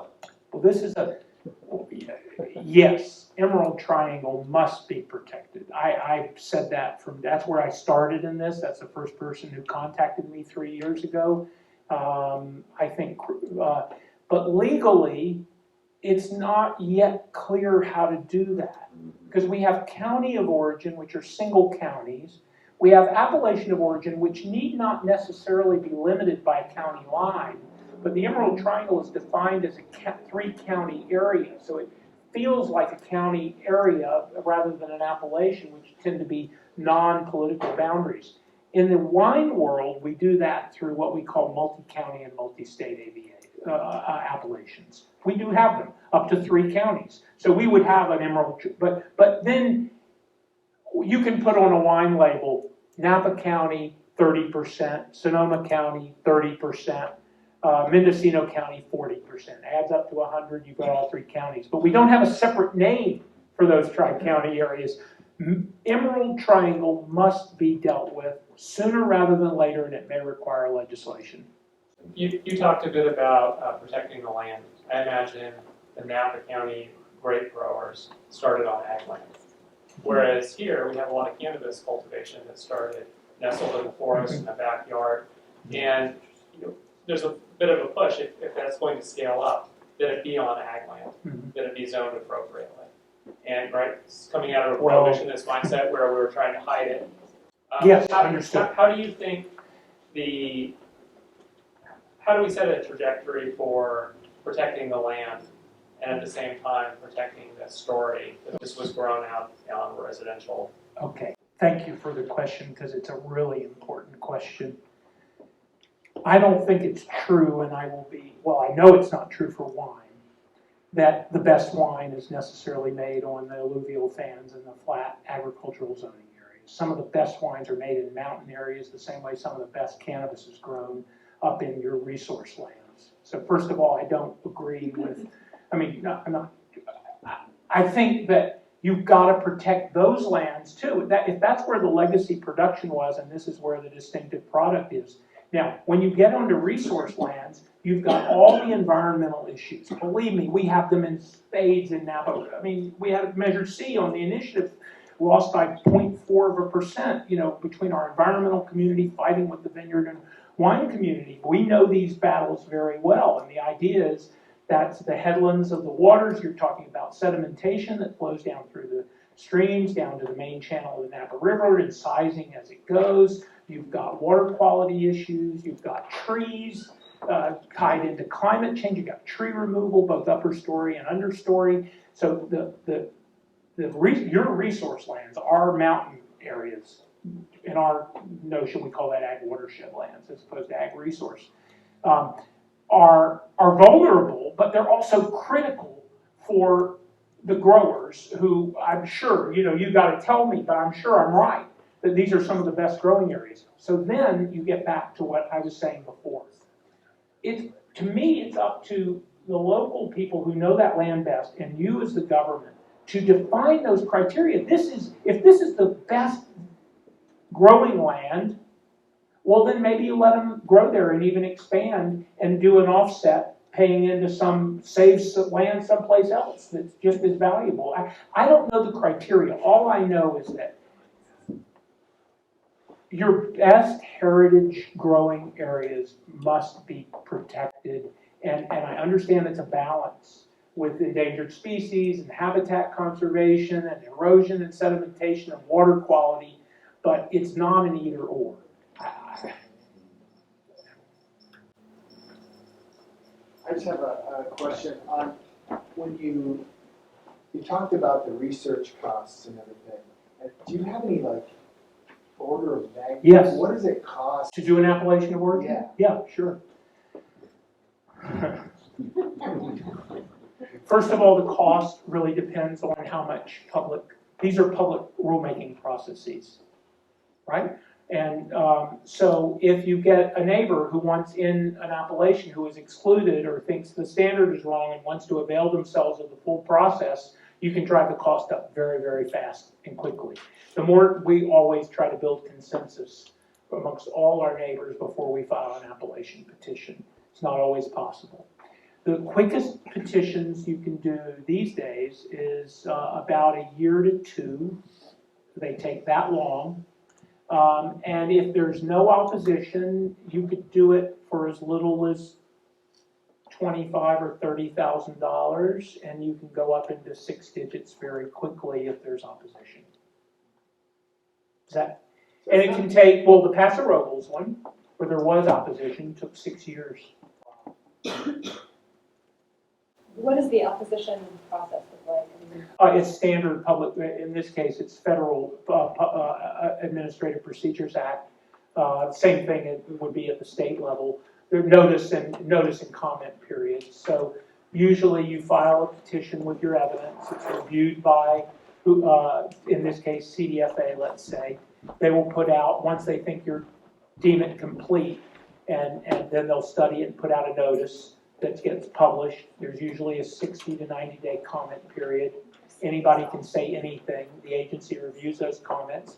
They have the right to either go to final rule, they can reissue the notice for more comment. They can do whatever they want at that point. But the agency has to respond to the public comments that are offered, just like in a CEQA process. How many people are doing that right now? Do you know anybody doing it? What do you mean? Doing this research for other appellations? We had, if you look at the arc of, so 81 was the first Napa Valley in Augusta, Missouri, and then in the 80s and 90s it went like this. And now we're kind of tapering off. There aren't as many appellation petitions. I think for a number of reasons. One, we filled in, like 17 in Napa and that many in Sonoma. We've kind of filled in the landscape. But 2, I think people realize that the value of an appellation, you're going to spend all this money. If you do nothing afterwards, it will die on the vine, to use my earlier analogy. You must carry it forward. You must promote it, or it means nothing. So I think people realize, hey, do I have who's going to be the steward of this once I get it established, whether it's private or public. Can you talk about conveying this message through dispensaries, right? I can go anywhere, I go to a grocery store anywhere in the country and find a Napa County bottle of wine. But I can only go to dispensaries to find cannabis products. If I'm the best dispensary, I'm going to be doing what the best retailers of wine do. I'm going to have my sections set up on Mendocino County and the appellations of origin, and I'm going to be telling the story because I want your repeat business. Today, try this. Tomorrow, come and try this. When I got into wine, I was a student in England. I started drinking wine, and I decided to get educated. I went to the London Wine and Spirit Education Association to learn about wine. And I still have this slide that turned me on for the rest of my career. And it was called the name game, the wine name game.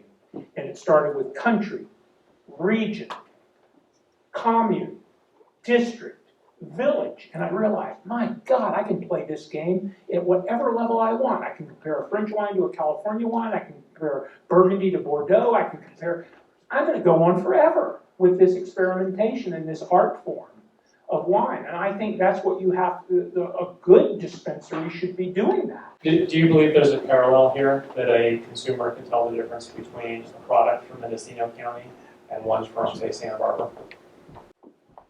Absolutely. There is, you got to ask them. I can tell you from my perspective, I'm learning. I have questions, but I believe it to be so, but I don't.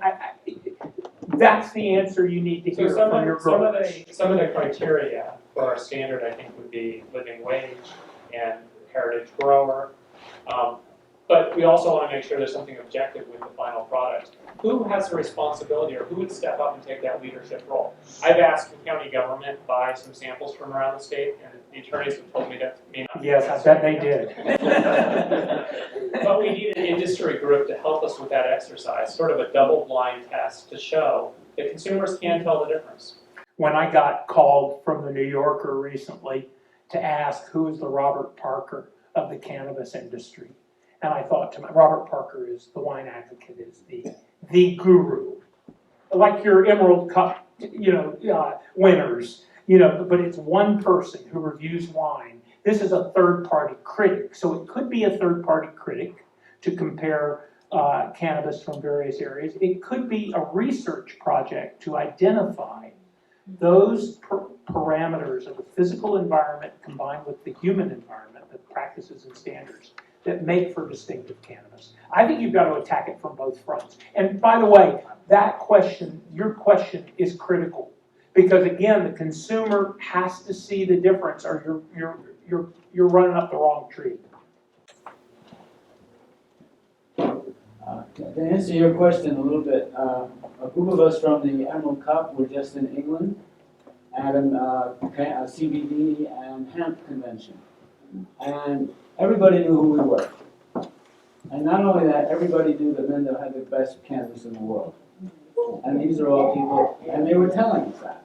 And so the reputation is there, and we just have to keep building on that information. There's another thing, is a movement now afoot to create what's known as a ganjier, the equivalent of a sommelier for wine, for cannabis, and a program to establish those kind of certifications so that we can build on this idea and actually have documented proof. Likewise, Origin's Councilman and Senior Appellation Project are doing this research that Richard's been talking about on weather and microbiome and soil and geology and all of that. All of that is what we're doing. We're building, and we're making the story that we've been doing this for a long time, and it's our story, and we just have to keep telling it.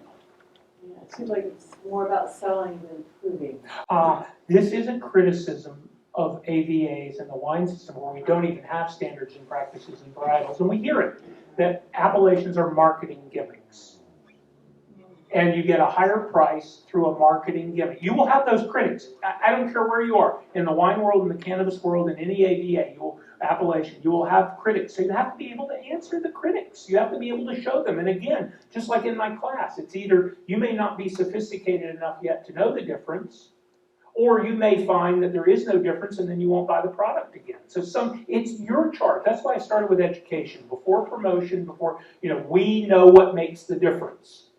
The trade groups, just what Swami is talking about, that work has to be done. When you're pointing the finger over here, Yes. the party responsible.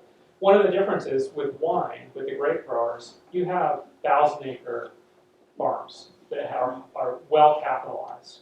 And what we have is a lot of small family farms in the backyard. What's the right model for pooling resources to begin this process? Well, first of all, at the appellation level, it's cultivator, I think it's cultivator driven, but with participation from manufacturers and processors and maybe distributors as well. So it's a pooling. Because unless there's one person who really wants to take the lead and run with it, which is another model, let them become the Robert Mondavi of the cannabis industry, the person who really puts this forward and puts their money where their mouth is. And then for government, I think it is government's role as promotion to tie into the things that are going on at the trade group, make this scientific inquiry, help support that. Because that's important for then the promotional efforts that the government can really do. So I think they're exploring private-public partnerships where appropriate is really important because everybody's strapped for money. When you say there are a lot of grape growers, yes, but we always joke in the wine industry, our grapes are sold by ton and yours are sold by ounces. Yes. And so, it looks like there's a lot of money there, more money than we have. I just want to do a time check real quick. It's noon. Do you all want to take a break and then we can reconvene? Or do you want to just keep going? Just keep going. Keep going. All right. Just a quick question. There's been some talk in the industry and some efforts to launch an agricultural commission for cannabis, but those have stalled due largely to the disagreement in the community about adding another layer of oversight and a lot of unclarity about how a sort of a bridge non-governmental organization with some government tie-in would really operate. Can you speak to how that's worked in the wine world and how NVB has been able to work with the Agricultural Commission for the benefit of the community? Well, what I can tell you is that the history of the wine industry is replete with marketing orders and commissions. We've had them, they've disappeared. We've had them again, they've disappeared. They work for a time, they don't. Right now, we don't have them. I'm not a real student of that history, although I've lived through it. You know, they require votes and funding, and there's a whole mechanism that goes along with that. Certainly, they're worth exploring. Marketing orders can be very effective, as can commissions, but they come with their own set of baggage. I'm not an expert in that world. I do know that in the wine world, when we were exploring appellations of origin, because they didn't have standards, practices, and varietals, we were going to form special districts. We were just like a mosquito abatement district. And we were going to have people vote, fund themselves, and have enforcement mechanism, and then build in standards, practices, and varietals. That was our idea. We took it very far in one appellation. It failed frankly, because people had different views about what those standards, practices, and cultivars should be. And not on varietals. They had differences of opinion on standards and practices, and they didn't get the vote. They weren't going to put their money where their mouth was, so it fell apart. But exploring these alternative ways, I mean, in the wine world, like in the cannabis world, because of its unique structure in America, you have to be very creative. And fortunately, you have an executive director who is, to think through various ways of putting these programs together. They're sometimes counterintuitive. They're not typical. And so I would explore everything that's available. Any lessons learned in Napa on protecting the environment and how to make that part of the message that we convey to consumers? Well, Napa Green is our message. You know, we've started a program and we've got large degree of buy-in. I think it is critical for cannabis industry to, and I don't know what the mechanism is, whether it's third-party certifications or whether it's a standard that's built in to the appellation, or if it's a county standard, as you were talking about. You must win the hearts and minds of those consumers to show that you're environmentally responsible. So however you do that, at as many touch points as you can, is better. You know, people have been doing this through logos, through certifications. The problem with certifications is that you put so many logos on your label that we all know this, right? Organic, and that you just glaze over and it no longer means anything. So to have it actually built in to an appellation standard or to a government standard, I think elevates it, like we're hoping Napa Green does, to elevate it with everybody participating so that it's recognized and it becomes part of our story of environmental stewardship. I think that's critical in this industry. With respect to that, I think that, you know, the cannabis industry has similar issues with certification programs, that there isn't really enough information about what those standards are, and that sometimes even government, they've developed because they want to get ahead of the game. And they were trying to be forward thinking. It's not out of some nefarious reason or just a marketing scam. But then the state or local governments do not necessarily want to adopt existing certification programs, and therefore there's a whole nother layer. And again, this gets to each agency wants to put their regulatory thumbprint on something. And so what in your green standards in Napa, and you mentioned a very important thing, that you were able to use it as the basis for filling requirements for the regional board. Yes. How did that turn, and is it replacing the self-certifications that have been done? Oh, everyone will do their own thing, but the fact that we've got 70% participation on the way to 100 means that it probably is replacing some of the other third-party certifications. There's still those who are biodynamic and they believe in biodynamic and they're going to put that on their label anyway, and you know, whatever it might be, whatever the certification program is.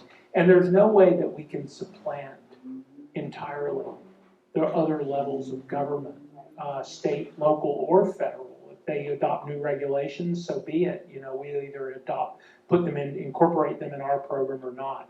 And it was very clear in the general permit for vineyards that while they recognize certain third-party certifiers as meeting the obligations, that they have the right to revisit that regularly, and if they can pull out of that whenever they want and say, no, that's not, that doesn't satisfy, you gotta do this. So you guys basically became a third party. We're trying to become the third-party certifier. You meet Napa Green, you will meet these other standards. Now, does it mean you don't have to file the paperwork and do all the things that are required for your general permit? No, you still have to do that, but you've got something to show them that you've already accomplished with standards that are already built in, hopefully that already meet their standards. And that can be done at a local level with government.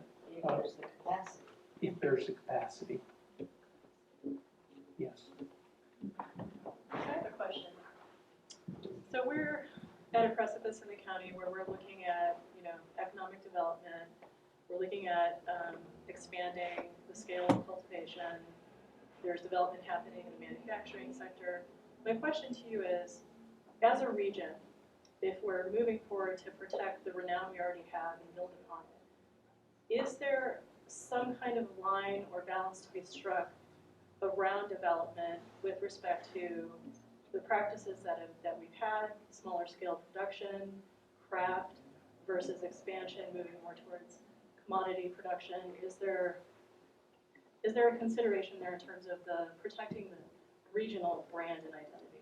Well, these are land use planning issues, right? And they're important land use planning issues. I don't know enough about your zoning districts, and you've got your director here who certainly does, but it seems to me that since you would want to have built in your infrastructure the capability of doing everything that's involved in the production and supply chain. Whether that means processing plants and retail stores, retail outlets. Unfortunately, you don't have the ability that we do in the wine industry. When you get a winery permit, you also have the right to sell out of your cellar door to a consumer. And this is, as I understand it, you need a retail license to do that in the cannabis world, and those are going to be hard to get, perhaps, in the rural areas for whatever reason. Maybe they're not, but this is an important concept of, wineries started. The original wineries post-prohibition were called farm wineries. They started out in New York. That concept of farm winery. The notion was that you were not only growing there, you were producing and selling at the winery. And I don't know if there's a way of getting that accomplished, but it seems to me that that's a good goal, because if you don't have that, then you're going to have to build in other places and other zoning districts to allow either cultivators or distributors or manufacturers to maybe like a winery ghetto like they have in Santa Barbara, where everybody is there and they have their tasting rooms and it's all licensed then in the urban environment as opposed to the rural environment. But I think you need to think through the whole supply chain and build into the county the places where these activities that are essential to your county of origin and your appellations of origin can occur. If I could tag on to that question, I think you said Napa supplies 7% of the state's Yes. wine. So I think cannabis for Mendocino County is about that 7% today. And if we hold it there and say only legacy growers and only the current size, as it becomes a national market, we're going to be a smaller and smaller piece of the whole. At what point does the marketing become difficult? If we're less than 1% of the available product, does that impact the marketability of the product? Yeah, it has a story, but it's so hard to find. Part of that depends on the price of the product, right? Because it's overall economic driver, not just the quantity. So it's quantity and price. And then there is a certain amount of things that you need to do, have the capability of doing in the marketplace to get the word out. I can't tell you what that number is. I don't know. But if you can always be the cult, hard to find. We call them scarcity marketing. We call that in Napa, because we have a lot of scarcity marketing platforms where you can't get my wine. You're lucky if you can get my wine, and you're going to pay a lot for it. And so there is that model, But at some point, to really become on the world stage, to be known, you have to produce the product and get it out there. I mean, what I would do is do the resource analysis of where are the best growing places, and I wouldn't start with a foregone conclusion that it's just in your farming lands on alluvial flat ground. That maybe it is in your resource lands. Really do that work to figure out where it is, and then put the priority there. If you're going to expand where you're going to get the best bang for your buck, where you're going to get the best product that can hold up on the world stage. Can you talk a little bit about genetics? I was going to ask you about that. Shouldn't we do a hierarchy of quality, like was done in Bordeaux and every region in France, so that we know what is the best and where is grown in every region? Well, I'm really suggesting that without a classification system like the 1855 Bordeaux classification. It's too young for that. You're too young for that. But you need to do that work, nevertheless, to know where it is from a planning point of view that you will allow expansion of grows, so that you can say, with the same way the environmental community says, no, this is a critical species. No, that's not critical, that's endangered, critical, sensitive, limited distribution. You got a ranking. Rank your terroir internally. Should we be looking to protect train wreck or strains that came out? Okay. I'm not a geneticist. I'm trying to get up to speed on these issues. I have a major concern about cultivar names and the process of hybridization and the number of new names out on the market every year. And we're going to be saying, you know, you have to protect your appellation of origin needs standards, practices, and cultivars. But the cultivars change every day, and as I understand it, it's still very hard to know scientifically exactly what a given cultivar is. It's not as much of a pure science as one might think. So there's a lot of work that needs to be done. I know Origins Council is doing some of that work already. In terms of the generic strains, you know, that are everywhere, will you allow those to be produced in your within an appellation of origin? That'll be a choice that's made by the appellation cultivators and people who are part of that process to decide that. It could be that you allow anything other than, you take, instead of what's allowed, you just can't do this. I don't know the answer to that question. All I know is that unlike, see, in the wine industry, it's really easy. We have a list, 27 CFR Part 13, you can look it up, all the list of varietals that are allowed. And some of them have synonyms. And then over time, we eliminated all the ones that have geography as part of the name. We either got grief from overseas or we got grief internally. I'll give you examples. You'll no longer find a Johannesburg Riesling on the market because it's not from Johannesburg. It's now called Riesling. You will no longer find Napa Gamay it's not from Napa. It's now called Valdeglade. So we removed all the geography from our varietal names for reasons that I mentioned earlier. So if you can't control how many varietals are out there or what they're named, it's going to be helter-skelter. So, and it's very different than the wine industry, and you know, it's very hard to follow. You guys know more about it than I do, but every day I'm seeing new names out there for cultivars. We have a question over here. Making walk, sorry. Okay, so we were talking about wine, I'm still comparing the two, and this whole thing is really, really exciting to me. I come from a background of marketing and so forth. In the wine industry, you have the grapes, and the grapes make certain things like wine, brandy, vinegar, and so forth. The issue that's complicating it for me with cannabis is you take cannabis, the flower, the plant, you have biomass and you have flowers, dry flowers, then you have super extractions, Yes. how much of the plant is actually left. You know, for my medicine, I need just like a Luddite. I want the whole plant sitting in my process for a long time to make what I make. And it's not just cannabis, there's other herbs involved too. So it's getting really complicated with all of these branches on the tree. So, you know, is that a way that medicine can separate itself? Well, it's you know, I may be segueing from your question a bit, but it is a major issue that you've got not just flower, you've got extracted products. You've got manufactured products. Yes, we have port, you add alcohol. You have brandy, you distill wine into brandy. But not the range that you do. And by the way, on brandy and on,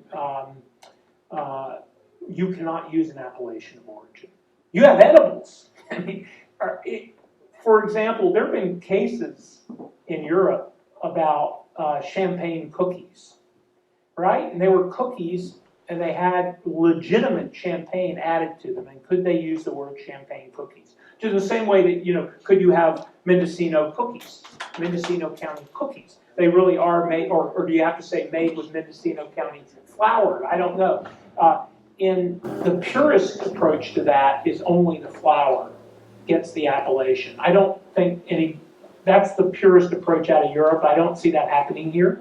I see a broader use of appellations, but in a way that people will really be able to understand. For example, if it was a cookie, chocolate chip with Mendocino County appellation, does that mean that the flour has to come from Mendocino County and the milk and the baking soda or whatever else you're using to make it? I mean, this is a regulatory issue, really, when you define where will the appellation, on what products will the appellation of origin be able to be used. And I don't think, Janine, correct me if I'm wrong, I don't think those decisions have been made yet. Yeah, that's a question. Dan, you want to say anything? Dan looks miserable. Do we have a tincture for him?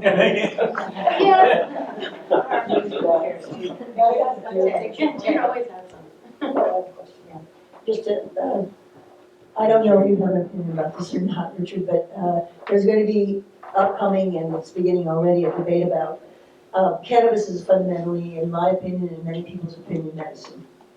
Has been for thousands of years.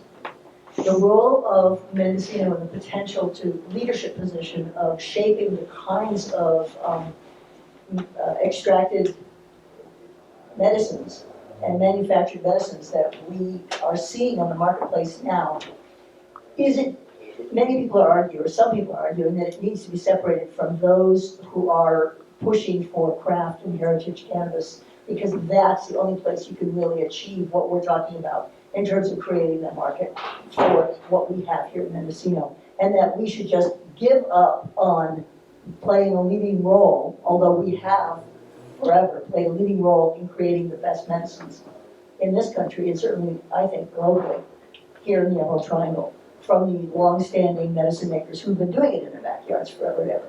But that's not compatible with what we've been talking about for the last 2 hours, and that in fact, that would be better relegated to those places that aren't even going to worry about this level of standards that we're trying to create with appellations of origin. That those places in California in particular, that are beginning to tie hitch their wagon to pharmaceutical industries that want to get into Canada. So you see where I'm going, just to make it a little more complicated. I just have an instinct, and it's no more than that. It's not educated, it's not based on anything other than a gut instinct, that if I'm buying medicine, I want it from the finest quality product that I can find, and I would not give up that part of the market. And I think any consumer looking for medicine is going to say the first thing is, what is the quality of your ingredients that go in that medicine? And the first thing I'm going to look at is, where's that flower from, or what it's been extracted from. That's just my instinct. I would not give up. It's a variegated market. Yeah. It's all over the map. It's from the grocery stores, or maybe I know it's dispensary, not selling yet cannabis in grocery stores, but one day we will. Yes, they are. It is. Oh, okay, well, there you go. Extracts though. Oh, extracts, okay. Yeah, hemp extracts. So I wouldn't give up, because that's really quality. Right. I think that's more aligned with, well, let me put it this way, it's more aligned with the quality image of appellation of origin than my chocolate chip cookie example. I don't care where the cannabis is in my chocolate chip cookie necessarily. I do care in my medicine, and I care when I'm looking for the quality product. That's my instinct. Well, and added on to that exact issue is the issue of hemp and qualification under federal standards, which Right. now opens up, and the pros and cons of that, Right. and how that shapes protecting an appellation first, or even helps allow it to happen. I mean, there are different ways of doing it. This is unstable ground. Yes. I have something to add to the conversation initiated by Jude's comment about medicine. Manuka honey is a product that is a medicinal product. In fact, it's used in burn units all over the world in hospitals. And it's a product that is from a specific region of New Zealand, produced by bees that are collecting honey from a certain tree species. And it's been found to have a particular chemical composition, I don't remember all the details, that makes it the most therapeutic honey on the market. So there's a system for marking and certifying the quantity of that, and the potency of the honey, and it's a premium product, and you can buy it in a cup, and it's $35 a jar for 6 ounces, right? So You're facing here the main problem we have. We are using the word medicine, but we're talking about herbal medicine. But when we talk medicine, the big pharma are talking Western medicine. We shouldn't use the word medicine. The plant is therapeutic. We cannot use the word medicine, especially if we want appellation, because then we are fighting against the big pharma. Yeah, it's a medicine for us, but we cannot say it, because then you need to be a doctor. You need to be a specialist to be able to talk about it. The plant is therapeutic. That's nobody can take it from us. That's a big difference that we have to change our vocabulary. We get the privilege we have through the fact that it was a medicine, but now the big pharma are into the game. We cannot use that word anymore. And this is a very important point in the wine industry. You cannot make any therapeutic claim or health claim. You can't even refer people to their doctor to talk about it because the government is so scared that you're giving an endorsement. I'll just tell you just a quick funny story as an interlude here, just to liven things up a bit. Every label of wine has to be approved by the federal government. And there was a guy who's a doctor, and his label was the doctor. And he had on the label his white suit, his stethoscope, his name on the white, one right at his breast, and then he had what else? He was carrying the doctor's bag. And so we submitted it for label approval, and it was rejected. So I called the federal government, and I said, why did you reject that label? This guy is a doctor, and the name of his brand is the doctor. He said, oh, that's a therapeutic claim. And I said, you mean just a picture of the doctor is a therapeutic claim? And she said, yes. I said, that just can't be right. Did you talk to your colleagues about this? That doesn't pass the smell test. And she said, yes, we all conferred, and it does. So then we negotiated which parts of the image had to be removed. And now the doctor, go out and look for it. The doctor wine no longer has the stethoscope. No longer, he does keep the bag. The thing that, I can't remember. Anyway, half of the things that are the doctor images were lost on the wine. So, yes, it's a crazy world out there. More questions? David, you look like you might have one. I have a lot of questions.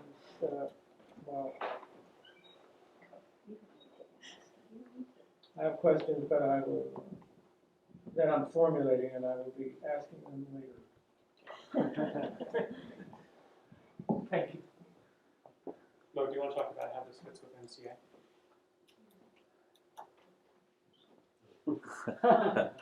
yeah, I think some of the notes that I've taken down today that I think are really important that you mentioned is that we must have a message about what makes our product special, and that we must maintain our rural characteristics. And I think that's something that we should all be planting in our brains right now and build off of that concept. And I really love the idea of collaborating with everybody in our entire industry together to achieve this goal of putting ourselves on the map and protecting ourselves.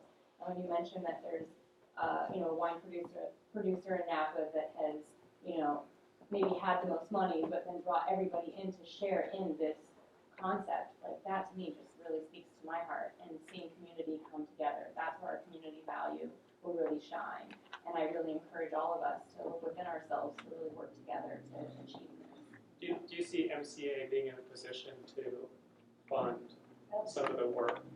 So social, environmental, and quality nexus.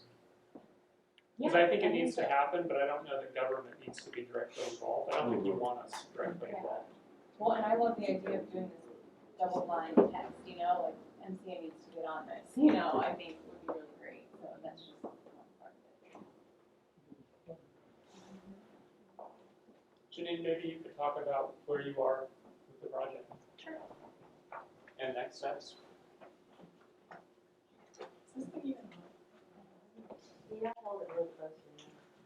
I'm on top or something, this one.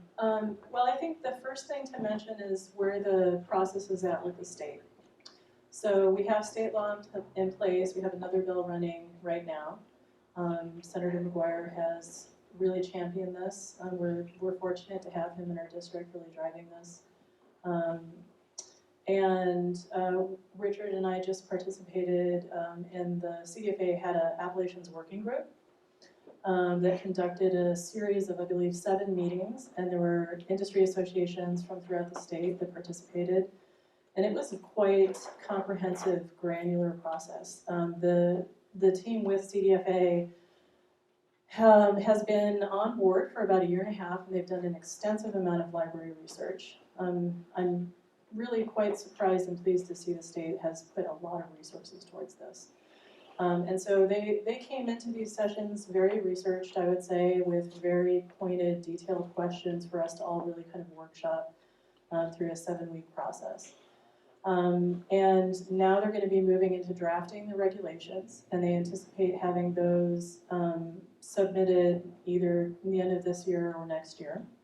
Then we'll move through the public rulemaking process, and then we'll have the complete regulatory package in place. And statute at this point mandates that the program is open and ready to receive petitions, and they do think they're going to move forward with the petition framework January 1, 2021. And so I wanted to offer that as kind of a preface because our organization's been really focused on education and policy advocacy because we have this tremendous opportunity to set precedent in the world for the very first Appalachian system for cannabis. And so all of our diligence and energy has really gone into working on supporting that process and making sure that it's as rigorous and as comprehensive a system as possible, and that it is on good footing to support our industry as we engage nationally and internationally. And that process has been going pretty well. And so as we move into solidifying what the policy frameworks are, engaging with local partners is the way that our organization is structured is our membership is exclusively local either organizations, trade associations that are predominantly legacy producing regions, farmers, medicine makers. And so that comprises our council. And so moving forward to support the local development so that the state program has support both on the policy and land use and development side, and also on the industry association side. So there's that support both on the local policy side and the local industry side to really receive and maximize the opportunity of the state framework. And there will be a comprehensive amount of research that needs to happen in order to move forward with Appalachian petitions. With standards, practices, and varietals comes an enormous amount of research. And as we've been talking, really the research that substantiates the claim that you have a unique and special product that's tied to your place. And so that's what we anticipate moving into next year to really support the petition process for those regions that want to move forward with Appalachian petitions, and then more broadly supporting regions like Mendocino County to move forward with the County of Origin program. And because the two are very important. One of the discussions is around conjunctive labeling, right? So everyone's got our California stamp on the products, and so ostensibly there would be a Mendocino and then comp sheet, right? So that the consumer can frame the smaller micro-region appellations within a larger context, and that will really kind of support consumer understanding and access and the narrative of our small communities, right, moving forward into the space. And so our focus has broadened to include county of origin, appellation of origin, but also rural economic development, and really looking at that from a sustainability standpoint. And so that's a lot of what we really wanted to explore in this conversation, parallel to Mendocino County's economic development exploration with cannabis, and how can we really ensure that that's a sustainable process, and looking at, as Richard mentioned, the social, economic, and environmental components. And I think it's a really important platform for us in Mendocino, because that really is our heritage. So much of the value and ethos of Mendocino County, enacting the first GMO ban in the world, a lot of the amazing work, Measure V, and our community has multi-generational history of really being stewards of the land, and how can we protect that, and how can we tastefully and respectfully leverage that for marketing, and in doing so, propagate those values. So that's kind of the broad vision of our organization, and how we're structured and working and moving forward. Do you know some more details, and probably Richard does too, and maybe this is a question you've got to put to Richard, but what does the research into proving that your product actually has unique characteristics? I mean, who does it? What are the parameters? I mean, do they think about, since the consumer might be using it for recreation or relaxation or medicine, I mean, how does the research into that work for cannabis? Well, one of our proposals that we're developing really kind of hinges around terroir-based production, right? So in the ground, looking particularly at native soil, and the interplay of the microbiome with cannabis. Cannabis is such a responsive, chemically responsive and expressive plant, and to date we know about 400 active chemical constituents, and a lot of that interplay is really informed by the process that's going on with the microbiome, and how that's influencing the chemical expression of the plant. Of course, there's other variables, the climate variables, the practices, the genetics at play.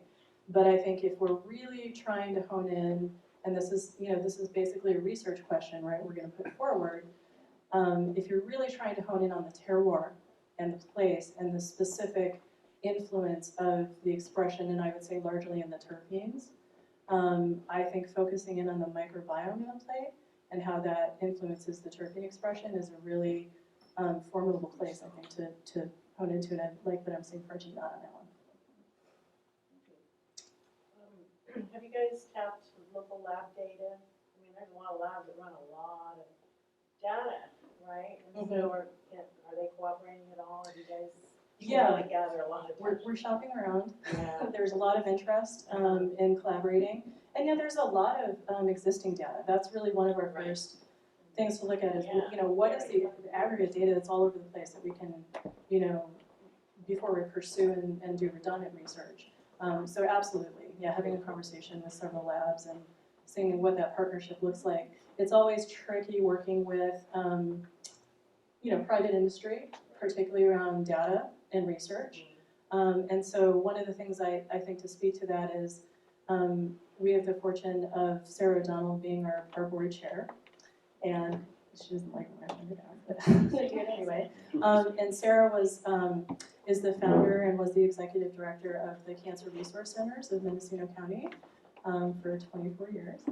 And they worked with community-driven research, and so that's something we're really looking at in terms of a few things. On the social side, it's a methodology of research that's very partnership based, right? And so the community works with institutional partners and researchers to really define the scope of the research and what that research can bring back to the community.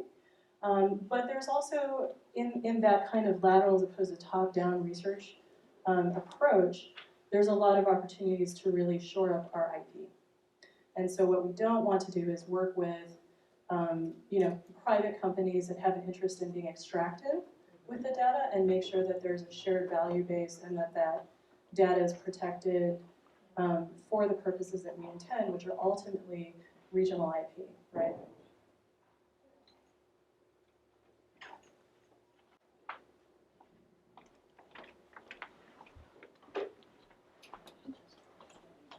Yeah, I don't need a mic. You sure? Yeah. Yes, let's hear it now. No, all right, well, since much of the cannabis in Mendocino County is not grown in the ground, that's going to cause a huge transformation in order. I guess those people will not have, do not qualify as an Appalachian product. In fact, based on your estimate, what percentage of Mendocino cannabis is grown in the ground and in fact has terroir, and in fact its constituents are identifiably associated with the soil and the climate in which it's grown? That's a really important question. I don't have a number for you. It's a very small amount. But what I will say is that part of our visioning around this has been to protect the values. That's really the through line.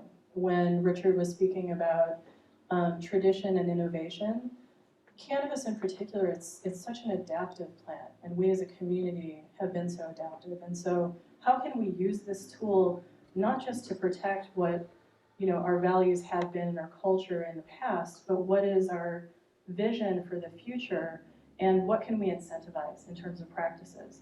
And so, for the first time this past year, we've had the opportunity to be a field and row crop. We have never had that opportunity as an industry. I mean, I myself was a mixed light one producer. We're hiding under plastic, right? And so I think it's a unique situation in that sense, in that we have the opportunity through this tool to incentivize the practices that we want to see that are sustainable. And I think, cannabis is so sensational, and this opportunity to establish for the first time in the world and the first community in the world to establish an appellation of origin, the message will go far and wide. And so I think adhering to those values and really incentivizing those types of practices is an opportunity that we have to have a significant impact moving forward. Janine, can you talk about how this endeavor may benefit environmental protection as a step towards Sure. stewardship? Well, there's a couple things. So on the county of origin side, and I think Richard's really spoken to that with the Napa Green program. We have these very austere environmental mandates, right, that we must adhere to. And that's actually an opportunity for us, I think, as a region with county of origin. The consumer doesn't know that. The consumer has no idea what we have to comply with. Why don't we leverage that? It's already a baseline standard that we all have to absorb, but if there's a way to communicate that, tie it into our county of origin, leverage that message, right, and get some value back for all of our investment. On the appellation of origin side, because of the standards, practices, and varietals and the tie to terroir, I think there's a really significant opportunity to really take it to the next level. Look at things like regenerative farming practices. Look at some of the biodiverse farming. Some of these really powerful, yet really needs to be magnified practices and values, and really codify them legally and leverage them and be able to propagate them through this marketing tool. Where are you at in terms of just, I know you'd mentioned the $30,000 figure and, maybe 100,000 and a bit of the timing, but where is the group at in terms of funding? So we're fundraising for the purposes of establishing the organization. We have a membership framework. We're cost sharing to a small degree with the regional associations, but largely we're looking for sponsorship, seed sponsorship at this time to really offset that cost as a subsidized model at this time, because the farmers are struggling, right? And so moving forward, as we build our structure up, we're also going to be approaching grant monies, and so diversifying our funding stream that way. There is an intent to really try and see where we can cost share with the associations around some of these costs for research, and broadly resource pooling, right? So cultivar research is one such spectrum.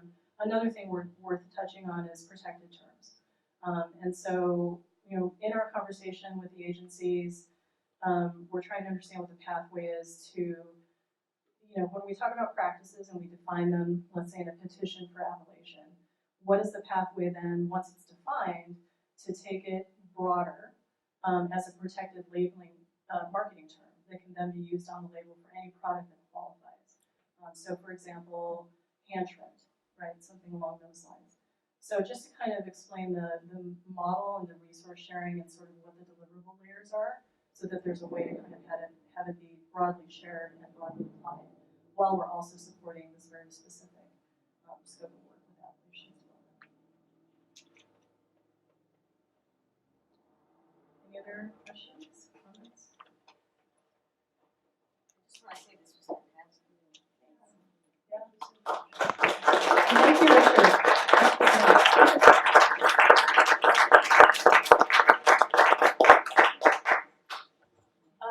I would also like, before you guys take off, I don't know if there's any flyers left, but I'm also on the board of the Mendocino Cannabis Alliance, and we've got Patrick Sellers here as our chair, our president, and we have an event coming up in partnership with the Economic Development Ad Hoc on October 5th, and it's going to be a town hall to explore cannabis and economic development in Mendocino County and some of the policy missives that the Economic Development Ad Hoc has been working on.